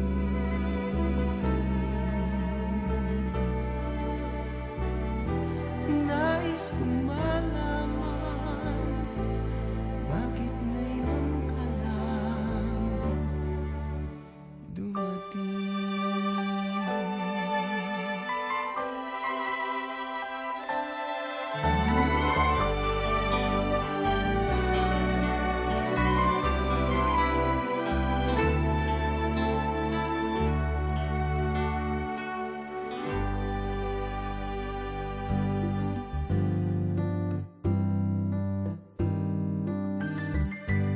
₱51 at ikaw ay nakikinig pa rin dito sa Heartline. Nakakalungkot naman yung kantang ngayon. Bakit ngayon ka lang dumating? Oo nga. Ano bang ibig sabihin niya? Kasi nagmadali. Nagmadali ka. May best palang nakalaan. Kaya lang, meron ka ng commitment. Oo. At sabi nga ni Kuya Ronald kanina, kasi hindi mo muna kinilala yung una mong na meet. Yung pala, meron pang iba. Ay, paano na yan, Kuya Willie? Ayan. Ang mga kasama namin, ako nga po pala si Carmen Go Vargas. Dave Rotacio. Kasama po namin ang Kuya Willie Basilio. Hi, Kuya. Opo. At Kuya Ronald. Ayan. Oo. Si Kuya Ronald Bolmisa, ang ating pong guest din for this evening. Sa ating topic na Before You Say I Do. So, meron siyang 3 F. Ano yung review, Ronald? At saka, Dave pala. Ang unang F ay family. Ayan, para malaman natin kung nakikinig talaga si Dave. Siyempre pa. Tinututukan ko yan. Mga ganitong talakayan. Pangalawa ay ang faith. Okay. At ang pangatlo, Kuya. Baka kako pangalan ng girlfriend ni Kuya Dave yung Faith. Hindi po. Linawin lang natin. Iba yun. Naku, maraming taga-church ko nakikinig. Naku, pastor Hindi, baka ma-misinterpret. Baka kako... Meron yata siyang churchmates, Kuya, na Faith Wala naman. Wala. Sige, ayun. Teka, wag mo muna sabihin, Kuya Ronald, nare-remember mo yung pangatlo? Ano? Nasa finances na ito. Ay, nakikinig talaga ang bata. O, sige. Okay. Kasama yan sa pinaghahandaan natin, Ate Cam. Tama. Kuya Ronald, ano yung letter F? Apelido daw ni Faith yun. Faith Finances. Inintrigang mabuti si Kuya Dave. Alam ko na, Kuya, from the family of Faith Finances. Ayos yung Kuya Willie, sige. Kuya Ronald, what's the third? Well, ito na po yung practical na kailangang maintindihan pag kayo po yung mag-aasawa. Well, bahagi ho kasi ng buhay ang paggastos. Oo naman. Mapapansin niyo po yan. Kapag po ang mga tao sa bahay walang pera, madaling mag-init ang ulo. Ay, sinabi mo pa. Mapapansin niyo po yan. Kasi nag-iisip kayo paano kayo magsusurvive at paano kayo mabubuhay. So, bahagi po ng pag-aasawa, yung kahit paano mayroon kayong naipon para maganda sa buhay, pamilya. Pero ito rin po yung aking payo. Marami kasing naghahanda sa wedding, pero hindi naghahanda sa marriage. Marami akong kasong ganyan na alam, grabe, nangutang para gumanda yung wedding ceremony. Pero pagkatapos ng wedding ceremony, wala silang matutuluyan sa mga pamilya pa rin nila. Well, totoo naman na minsan lang talaga daw mangyari ang wedding, saka dapat memorable po yan. Pero kung ako po ang tatanungin, kung kayo po yung maghahanda for the wedding, isama nyo na po yung budget kung sa kayo titira at ano po yung inyong gagawin after po ng wedding. Kaya ang aking payo din, bago kayo mag-asawa, magtrabaho po kayo ng maayos at magkaroon po kayo ng usapan. Be intentional about saving money for your marriage. Marami kong kausap, kina-counsel ngayon, pumasok na sila sa relasyon. Sabi ko, well, kasi sa akin kasi, ang conviction ko kasi, lalo na sa experience ko sa mga counselors ko, pag pumasok kayo sa relasyon, at matagal na naman kayo magkakilala, nagkaroon kayo ng relasyon ngayon, sa akin, ang payo ko talaga, in 3 years time, mag-asawa na kayo. Marami akong konsiderasyon kasi tinitignan dito. Yung iba, tumatagal ng 8 years, 10 years, pero sa akin, well, sa akin po ito, saganang akin. 3 years is enough kung talagang makakilala na kayo before at naghahanda lang kayo for marriage. Alam niyo kung bakit? Isa pa kasing problema minsan, yung, alam niyo na, mga nagkakajontisan sa hindi tamang panahon. Tandaan niyo po ito, pag tayo po umibig, kasama po buo natin pagkatao, isip, kaluluwa, espiritu, katawan. Kaya hindi maiwasan na minsan naglalapit ang emosyon, naglalapit din ang katawan. Well, ibang usapan po yan. Pero pagdating ko sa finances, ito po. Umatin ho kayo ng mga financial management seminars para alam ninyo. At ang payo ko rin, ganito rin. Meron din kasi mga tao nagsasabi na kailangan mo magkabahay, magkakotse, at magtayo ng business bago kayo mag-asawa. Well, be practical po. Ang realidad po ng buhay, minsan hindi ho mangyayari ang pag-single kayo. Kasi may mga pagkakataon na ang pera ninyo pag kayo nagtatrabaho, nabubuho saan? Sa tinutulungan ninyo, sa family. Family. Kaya maraming kaso ng mga single ladies na hindi nakapag-asawa kasi sila ang breadwinner sa pamilya. Kaya meron din wisdom sa pagsasabi na pwede kayong makaipon kung kayo meron ng kapartner kasi yung pera ninyo nabubuhos yun na sa relasyon. Pero di ko naman sinasabi na itigil nyo yung support nyo sa inyong family. Kasi you can still support your family kahit kayo may asawa na. Basta ang akin mong sinasabi rin, minsan hindi practical na mag-isip kayo na meron na kayong bahay at lupa unless mataas talaga sweldo ninyo, mga 6 digits. Kasi minsan napupush further yung kasi nagiging requirement minsan sa pag-aasawa yung mga pangarap na pwede namang mangyari kapag kayo mag-asawa na. So sa akin lang, at the very least, meron po kayong pera at pondo para magsimula po kayo ng pamilya. At sana wag papakasal na may utang. Yan, isa pa yan. Sa isang wisdom po na binibigay sa atin ng Panginoon. Kasi mahirap po magsimula na baon kayo sa utang. Right. Kaya ako personally, marami akong nag-offer sa aking credit card. Hindi po ako nag-credit card. Kasi by the name itself, credit . So, I have a card. Pero hindi pwede magkaroon ng credit. Huwag mo natin sanayin ng sarili natin na gumastos ng kasi kapag hindi ko kayo nasanay mag-save, kapag kayo mag-boyfriend, mag-girlfriend pa, baka madala nyo po yan pag kayo mag-asawa na. So, stop muna ako na si Kuya Willie naman. Ayan. Ito pa, sagutin ko kay Kuya Willie. At susuga mo na lang, Kuya Ronald. Sabi niya, good evening. Nag-join po ako ng pilgrimage and I prayed hard na sana ma-meet ko na yung right guy for me. After a week, may high school classmate po ako na nag-chat sa akin sa Facebook and they're having their vacation here. And it's the first year death anniversary nung naging wife niya. So we chat every night, had dinner, then he went back to the US and we continued communicating till we became us. Yon. But problem happened, we got misunderstanding, maybe I was too jealous and now no communication for almost 3 weeks na. My question is he the answer to my prayers? Pero bakit po naging ganito ang relationship namin? Why po he's not communicating with me anymore? Just say goodbye if that's what he wants. Pero why po I'm hanging here or it's really over na po kaya kami? I thought siya na po yung answer ni God sa akin pero bakit ito nangyari sa relationship namin? I'm hurting so much. Ayan. Kuya. Yes. Again, merong pagpapalagay na kasi na ayon dun sa kanyang hinihingi, so to speak, sa prayer, no? Lalo na nagpunta pa ng may pilgrimage pa siyang ginawa.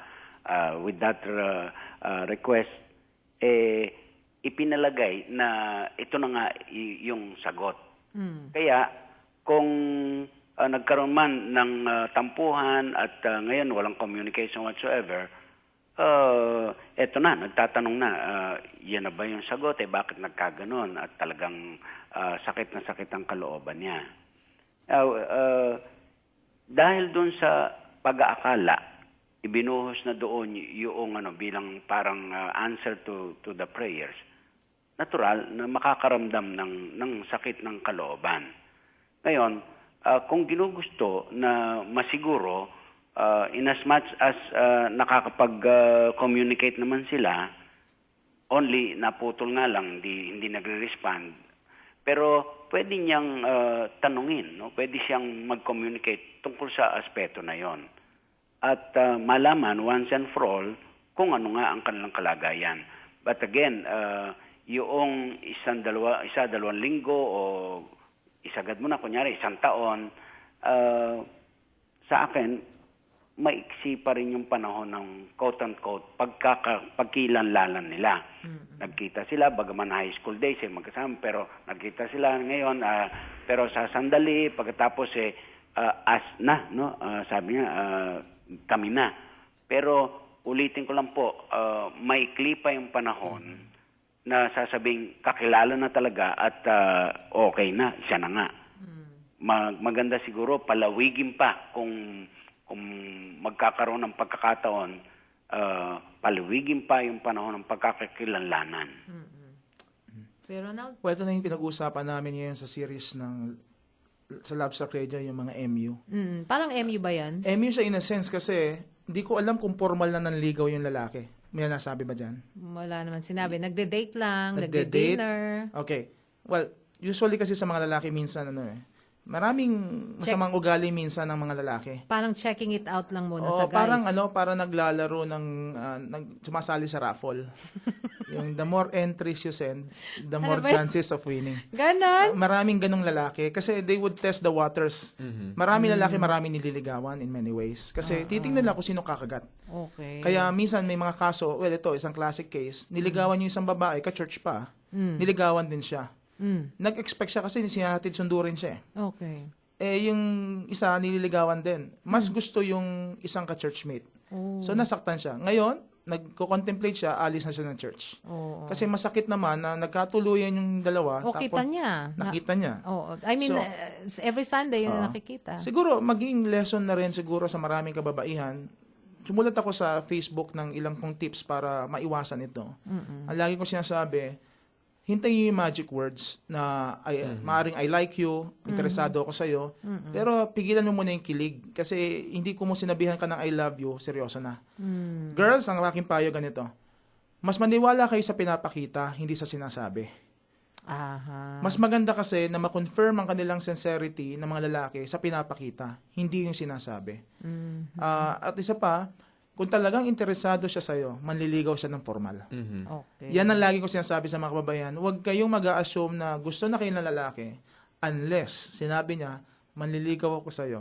At usually, ang panliligaw, nag-e-effort ng lalaki kung seryoso. Minsan, papaalam sa magulang at talagang magbibigay ng kung ano-ano. No? Pero again, ang payo ko rin, mag-imbestiga rin kayo. Okay. Kung kakayanin. Kasi maaring hindi lang ikaw ang nililigawan. So, well, hindi ko alam yung iba pang mga storya, pero I would like to pray for that lady ngayon na kung ano man yung sakit ng kalooban, find your happiness sa Panginoon first and foremost. No? Hindi ko rin alam yung edad niya, maaaring nagmamadali na rin, pero unahin natin yung maraming ganong kaso kasi na maaaring nararattle na pero sana wag yun ang palaging factor para mag-asawang bigla o boyfriend. Ayun. Dave. May nag-text na sa akin, maka-church ko. Sabi, Kuya Willie kasi. Faith na ba pangalan? Sabi nga ni Ate Lot Mansoheto, buti na lang daw walang Faith na pangalan sa mga kasimbahan namin. Ayan.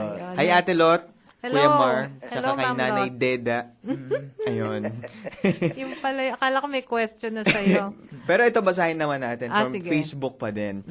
Sabi, yung husband ko ang pinili kong pakasalan kasi Christian siya. Pero po ngayon, parang malayo na po siya sa Diyos kasi may babae po siya at hindi na po siya sumasama sa pagsisimba namin. nagsasama pa rin po kami dahil po sa mga bata. Mali po ba ako ng napiling asawa? At follow-up daw, dapat po bang wag ko na siyang suyuin dahil di na po niya ako mahal at wala na siyang respeto sa akin bilang asawa? Wow. Ang sagot ko po dyan, hindi po kayo nagkamali. Ang nagkamali po yung asawa ninyo. Right. Kasi may mga pagkakataon na maaring nalamig siya sa Panginoon, pero sa akin, walang imposible sa Panginoon. Marami tayong mga kaso, nagkahiwalay, matagal ng panahon, nagkabalikan pa. Kasi may tanim po ang inyong yung asawa ng salita ng Diyos. And I believe, darating din sa punto, ma-realize niya yung kanyang mga ginagawang hindi maganda. So keep on praying. Ang una niyong focus ko ngayon yung inyong mga anak. At ipanalangin niyo po. Mas lalo po kayong lumapit sa Panginoon. Ayun po ang payo ko sa inyo. Follow up nung kanina, nanligaw naman daw. Nag-propose pa nga over sa Skype. Pero, and he said, every day, I love you. So, babalik din po tayo sa sinabi ko. Mas paniliwalaan niyo po yung pinapakita. Hindi po yung sinasabi. Oo nga, no. Okay, nanligaw pero maaring hindi totoo yung panligaw. Sa Skype po nanligaw sa Skype? Oo, nag-propose sa Skype. Mas maganda po talaga yung may offline. Ayun ang sinasabi ko eh. Kilalanin din yung inyong pamilya. Kasi sa ating, ano na tayong mga Pinoy, importante po sa atin na maging malapit po yung ating magiging partner sa ating pamilya. Right, ayun. Okay. Ito, from Facebook pa din, ano po yung masasabi ninyo sa couple na naghiwalay pero nung naghiwalay sila, both nagkaroon ng ibang family pero lalong tumibay ang relasyon sa Panginoon? Kagustuhan po ba ito ng Panginoon? Other partners na. O, paano Both yan? nagkaroon ng ibang family. So, Pero- dati sila mag-asawa. So parang yung mag-asawa, nagkahiwalay, nagkaroon ng sariling pamilya yung lalaki, nagkaroon ng pamilya yung babae, pero sila yung dati mag-asawa. Tumibay sa Christian life. Tumibay sa kanilang Si relationship Kuya sa Willie Lord. muna pa, sagot natin. Kuya Willie, kayo muna sumagot. Mahihirap sa'yo, no, kuya? Sige. Napapansin ko nga. Hindi, unang-una, lalo't kasal sila, bagaman nagkahiwalay at nagkaroon ng ibang mga pamilya, yung pagpapahalaga doon sa kasal nabaliwala, ano? And therefore hindi natin basta aasahan na para bang dahil lumabas nung magkahiwalay, nagkapamilyang pare-pareho, tapos parang lalong nalapit ba kay Lord, lalong humusay sila sa pagkakaroon sa relasyon ngayon sa bago nilang pamilya. Hindi siguro nakakabit doon sa pagbaliwala nung kanilang kasal, kasi kapag ganoon alam natin na pwedeng hindi po papabuti ang pwedeng mangyari Baka naman kasi ang tiningnan ay doon sa puro negatibo, kasi ang nakita nila doon sa unang pagsasama. Natural kapag meron kang ginugustong i-improve mula roon, edi pag-iigihan mo sa pangalawa. Na kahit na ngayon, dahil na nagkahiwalay at kasal, hindi pwedeng makasal ng at kung makasal man, problemang lalo yon. Now, sinasabi natin ay yung pinanggagalingan nila, mahalaga na mabigyang pansin sa sitwasyon. Kung sila ay kasal tapos nilabag nila yon, isa pong pagkakamali yon. At hindi pwedeng gawing puhunan para dun sa kahusayan, quote-unquote, ng panibagong pagsasama nila o pagpapamilya nila. Yun po ang aking ibig sabihin. Kung kasal po sila, ang aking pong tinitingnan dito, hindi nyo pwedeng inalify yung kasal kung if we will follow the biblical principles. Kung hanggang hindi po patay yung inyong naging asawa. So, kung sila po yung nagsasama ng kanilang ibang mga partner at sila kasal pa legally, palagay ko po, I'm very sorry to announce this, pero sabit po yan talaga. Sabit. At hindi ko maintindihan kung sila ba'y kinasal o kaya nagsama lang, live-in lang. So, kasi kung may matrimonya ho ng kasal, ang mahirap po dito, you're violating first and foremost yung commandment ng Panginoon that He hates divorce per se nga, di ba? He hates separation. So, I don't know kung saan nanggagaling po yung mga statement na mas lalo silang lumalago sa Panginoon. Kasi kung meron pong kasalanan, hindi ko po mahugot yung na paano sila lalago kung nabubuhay po sila sa mali. Yun po. So, palagay ko, mas gusto ko munang alamin kung ano yung mga ibang mga detalye para mas maganda Oo. ko pong maano. Doon sa ka-Facebook natin, if you'd like to follow up para itanong natin na ayos. Oh, ito, may isa pa. Nakita mo yun, Dave? Tama ba na magsama ang Christian na girl sa karelasyon niyang foreigner na unbeliever? Sabi natin, mali yan, ha? Pero nagplano silang magsasama. Sinabihan namin kaibigan namin na mali ito, pero tinuloy niya. Any advice po ba? Kasi masakit din sa amin ang desisyon niya. Well, may mga pagkakataon po na kung nasabi nyo na, well, malinis na po ang kamay ninyo kasi nagkaroon na kayo ng warning. So, wala naman po kayong magagawa kasi decision po niya yan. Right. So, hanggat maaari, nasabihan nyo po siya, napag-pray ninyo. Kung hindi pa ho kasal, abay, po pwede pa siguro mag-isip-isip. So, keep on praying po sa inyong kaibigan. Wag lang bibitaw sa kaibigan. Yes. Kung nandyan pa rin po kayo, wag nyo pong lalayuan, keep on praying po. Yung follow-up lang nung isa nating kanina, sabi niya, nagpupuyat daw every night yung guy to talk to her. Pero sabi niya, thank you so much for your advices. Please include me in your prayers na ma-overcome ko ang depression ko. Yeah. Ang isa pa kong payo ko, kung kayo po'y bahagi ng isang iglesia, be accountable po. Sabi nga sa James, confess, kasi it brings healing. Pag sabing confess, maaaring kasalanan yan, o kaya, in that case, problema, patulong po kayo sa inyong elder, o kaya meron kayong mapagkakatiwala ang Christian leader sa church ninyo. Malaki pong bagay yon, yung support system.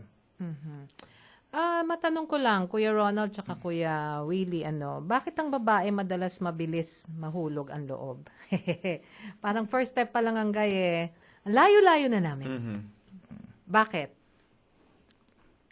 Si Kuya Willie. Parang mahirap ba sagutin ang tanong ng isang babae? Kuya Willie. Ang isang nakikita kong dahilan, bahagi ng pagkakaiba ng lalaki at babae, Ate Cam.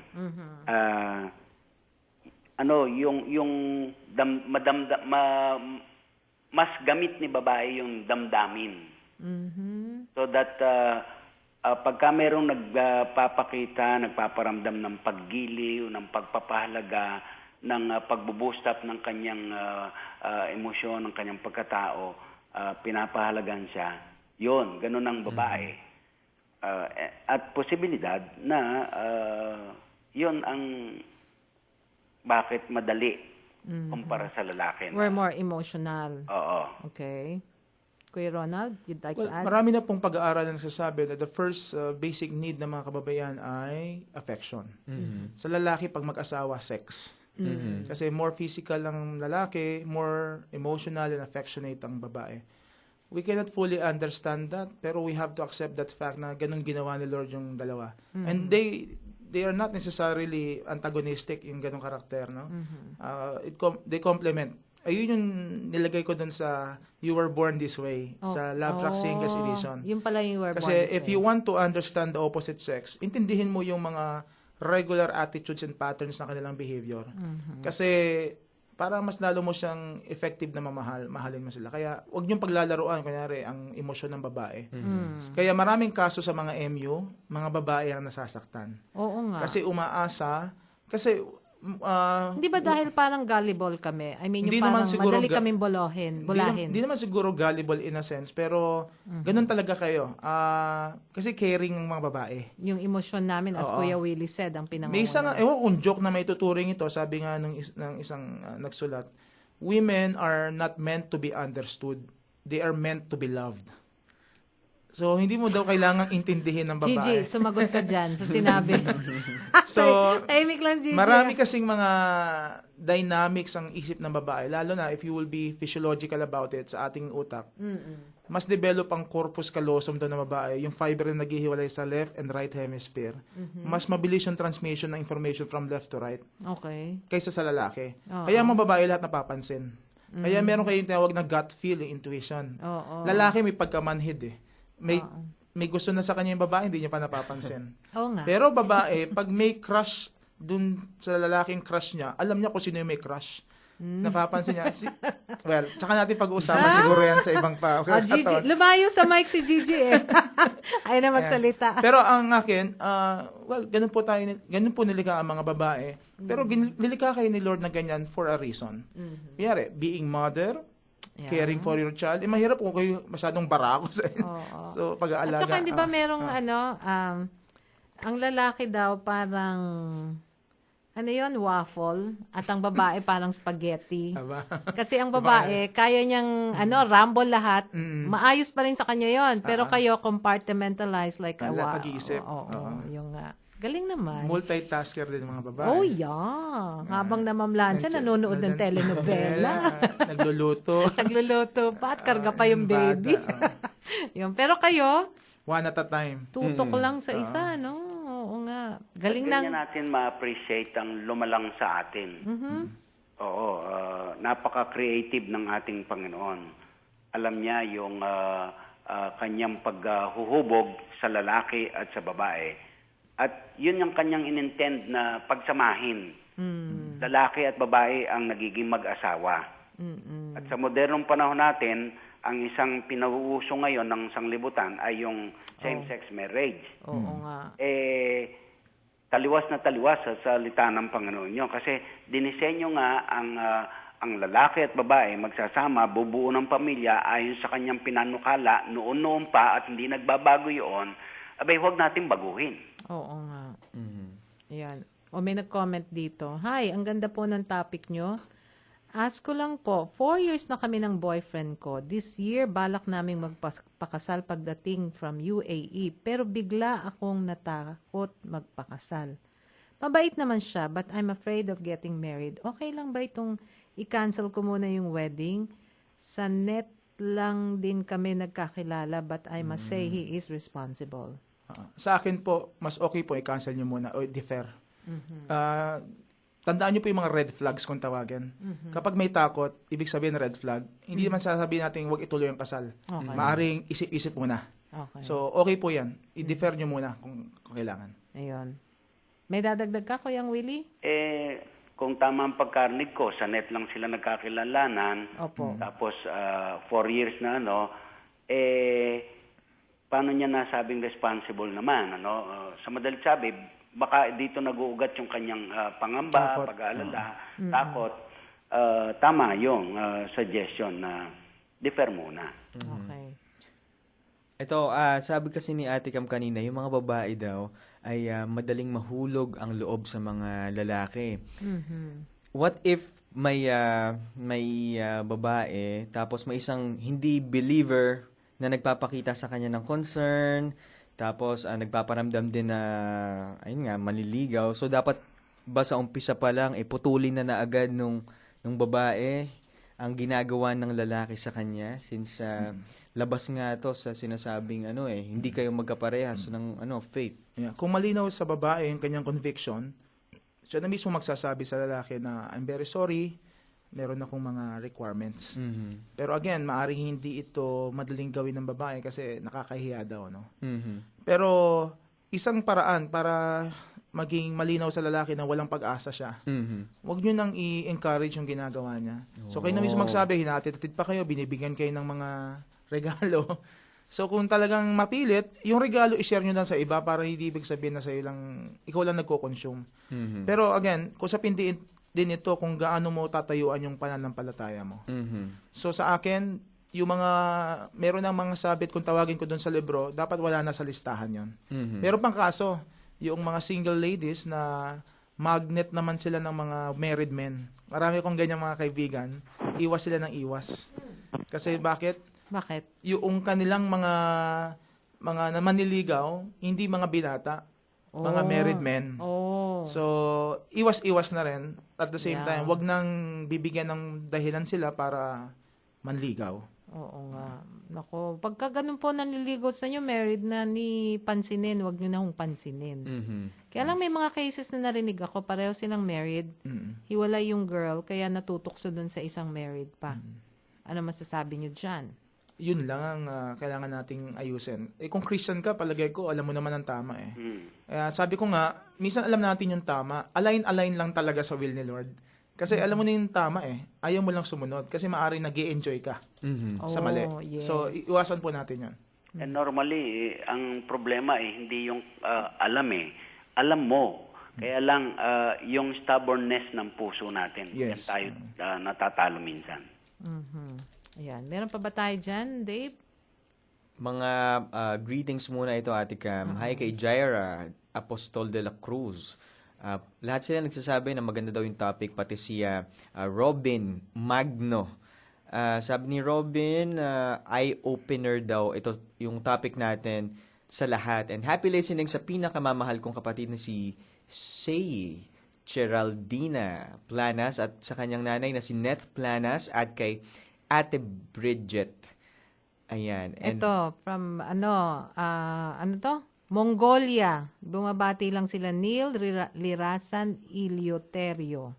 At sa mga kapatiran dyan sa Ulaan, Baatar, Mongolia. Layo. Lahat. Dave, meron pa? hi din kay sa De La Cruz family from Jaira Apostol. And sabi naman niya, Mary Rose Neri, first time niya daw makinig sa Heartline. Sobrang dami kong natututunan sa topic ninyo ngayon. Very helpful sa akin kahit single ako. At kaya Pastor Ronald, excited na po ako sa Love Struck 3. Ayan, sobrang ganda at helpful ng books ninyo. Uy, magandang ipanregalo yan sa nalalapit na Kapaskuhan, Sa Manila International Book Fair po, September 11 to 15, mag-impok na po kayo ng mga libro kasi 75 pesos po siya, no? So, 53 pesos lang yata yan sa book fair. So, pang-regalo nyo po sa Pasko. Oo nga, 53 lang. Kasi sale po iyan Hingin ko yung 3 piso kay Dave. By the way, pwede kang maimbitahan sa mga churches or you have mga seminars upcoming? Yes, meron po akong seminar na gagawin. Nakalimutan ko yung pangalan ng church. Sa Quezon City po, sa Viluna. Sa August 31, si Pastor Elisaga po yung pastor doon. Nakalimutan ko yun. Pero, i-announce ko po.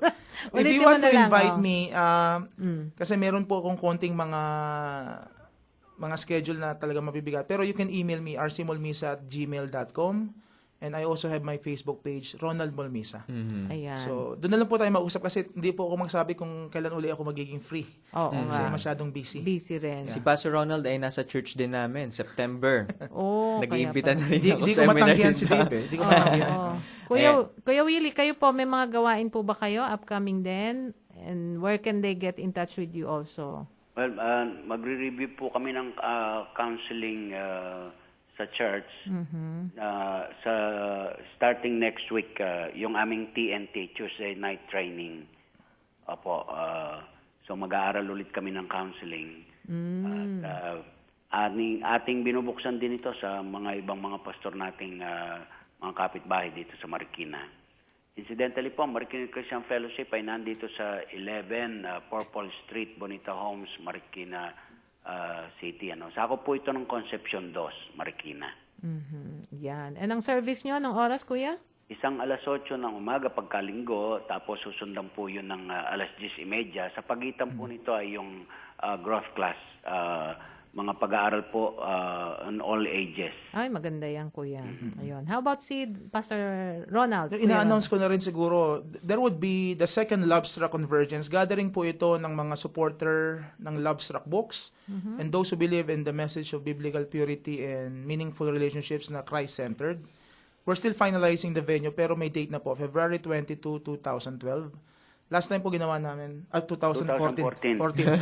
Wala, nagano ako. Umuon naman ako na. Sa 14. 14, next so, year. So, yun po, ipopost ko po yung mga detalye sa aking Facebook page. Okay. Ang Facebook page mo? Ronald Molmisa po. Okay. You're pastoring at church too? Yes, meron po akong church, po? Generation 360 Ministries. We meet at the 5th floor ng Pasig Library. Malapit po to sa Pasig Elementary School. Every Sunday, 2 to 5 p.m. nandun po kami. So usually ang aming mga activities kasi mga campuses sa mga campuses. Okay. At youth-oriented church siya, so kaya kang pumunta doon, Ate Carmen. Naks naman Yan. Galing mo talaga. Okay, yan na. Bumawi siya kanina kasi ang favorite daw ako nanay niya. Ngayon biglang sama ako sa mga youth. Ayan, last words from our guest and also syempre kay Kuya Willie. Kuya Ronald. Yeah. Ang pag-aasawa po ay hindi biro. Totoo pa rin ho yung kasabihan na hindi to parang kaning isusubo na pag napaso ay iluluwa ninyo. No? So, ang importante po dito, kontento po kayo bilang tao at kompleto po kayo bilang Kristiyano. Huwag nyo pong hanapin yung kaligayahan sa iba. Kasi maganda po na kompleto kayo sa Panginoon kasi pag kayo po ganun at ang partner niyo talagang ganun din, masarap pong magsama yung ganun mga tao na nagmamahal unang-una sa Panginoon. Kaya binago ko na yung term, you're not looking for Mr. or Miss Right, you're looking for Mr. and Miss Righteous. Righteous sa harap ng Panginoon at righteous sa harap ng maraming tao. Tama. So sa lahat po ng mga balak magpakasal, best wishes po sa inyo. At si Dave, na pagkakatuwa dito. At sa tamang panahon. Yan. God bless po sa ating lahat. Kuya Willie.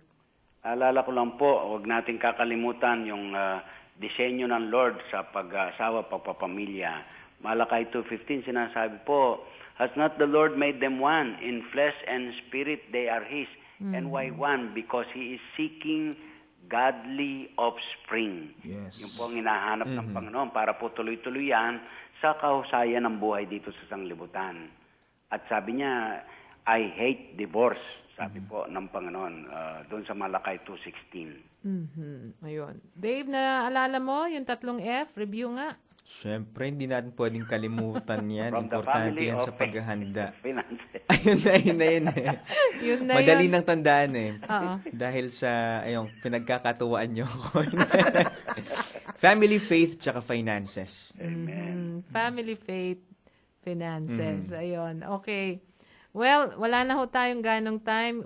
May we request Kuya Willie to please pray for our singles and syempre yung mga may problema na nagkonsulta sa atin. Yeah. Manalangin po tayo. Magandang gabi po, Panginoon. Gusto naming panghawakan na talagang maganda nga po ang gabi dahil sinamahan niyo po kami sa buong maghapon. Pagkatapos pati na sa program ngayon ng Heartline, also with the presence of Pastor Ronald and Nat G. Salamat din po, Panginoon Diyos, na through the radio, Panginoon, nandun ang pag-e-ere po ng mga katotohanan batay sa iyong mga salita upang maging katugunan po sa mga pinoproblema, sa mga katanungan, lalo na po sa isang napakahalagang paksain, ang pag-aasawa. Bago po, Panginoon, mag-commit ng sarili, saying I do sa harap ng altar, Panginoon, mapaghanda ang mabuti. Hindi po lamang yung kasalan mismo, kung hindi yung pagpapamilya, yung pagsasama ng bilang mag-asawa. Panginoon Diyos, nananalangin po kami kahit pati na doon sa mga na-i-text, sa Facebook sa aming mga katanungan, lalo na po, Panginoon, yung sabi nga ay napakasalan kahit na hindi ganun kamahal at pinaghihintay yung kaibigan dahil mas mahal yun, etc. Oh Lord, nananalangin po kami. Hipuin niyo po ang puso ng person concerned, yung babae, kahit po yung lalaki mismo nagsabi nito, Panginoon. Kung gano'n ang pwedeng danasin na sakit ng kalooban, Lord, humihingi po kami ng kagalingan mula sa iyo. Holy Spirit of God, we pray that you soothe the heart, Panginoon, at saka po yung kaisipan, magkaroon ng pagbabago upang sa ganun, Panginoon, ay yung naging commitment na, Panginoon, ay maisalang-alang. At naniniwala pa rin po kami na sa tingin ay mahirap man, lalo na sa mga circumstansang dinadaanan. Pero willing na sumunod sa iyo, mapasakop sa iyo, sumuko sa iyo, sa iyong pamamahala, Panginoon. Nihingi po namin na makita nila yung sa pagsunod po may gantimpala. Nananalangin din po kami sa mga tagapakinig po. Opo, nakinig at maaaring hindi naman nagtatanong pero nawa, Panginoon, naabot din sila maging sa intensyon ng programang ito na sinasabi nga po, pati yung nararamdaman ay pinakikinggan. Panginoon, kayang-kaya niyong gawin yon. Kami po, maaaring limitado, but not you. Kung kaya, Panginoon, tinuturo po namin sila sa iyo at makahanap po ng kasagutan At ang isang hakbangin po ngayon, Panginoon, nananalangin kami ng isang panatag na pahinga. Yung pagtulog po namin, Panginoon, payapa kasi inibsan niyo na po ng mga dalahin ang aming mga kalooban. Maraming salamat. Kayo po ang aming wonderful counselor. At nananalangin po kami sa iyo at sa iyo lamang sa tanging pangalan ng aming Panginoong Jesus. Amen. Amen. Kuya, before we let you go, may nagtatanong kung pwede daw ba sumali sa inyong reviewing about counseling sa church nyo. Opo, binuksan po namin ito sa ibang mga kaibigan nating pastor sa kapaligiran. Opo, pwede po. Saan ulit po, Kuya? Dito po ito sa Marikina Christian Fellowship, number 11, Purple Street, Bonita Homes, Concepcion 2, Marikina City. Bonita Homes, Concepcion 2, Marikina City. Okay. Sige po, Kuya. Thank you sa inyong pagsama. Salamat din po, Pastor Ronald. God bless you. God bless you, Kuya Willie.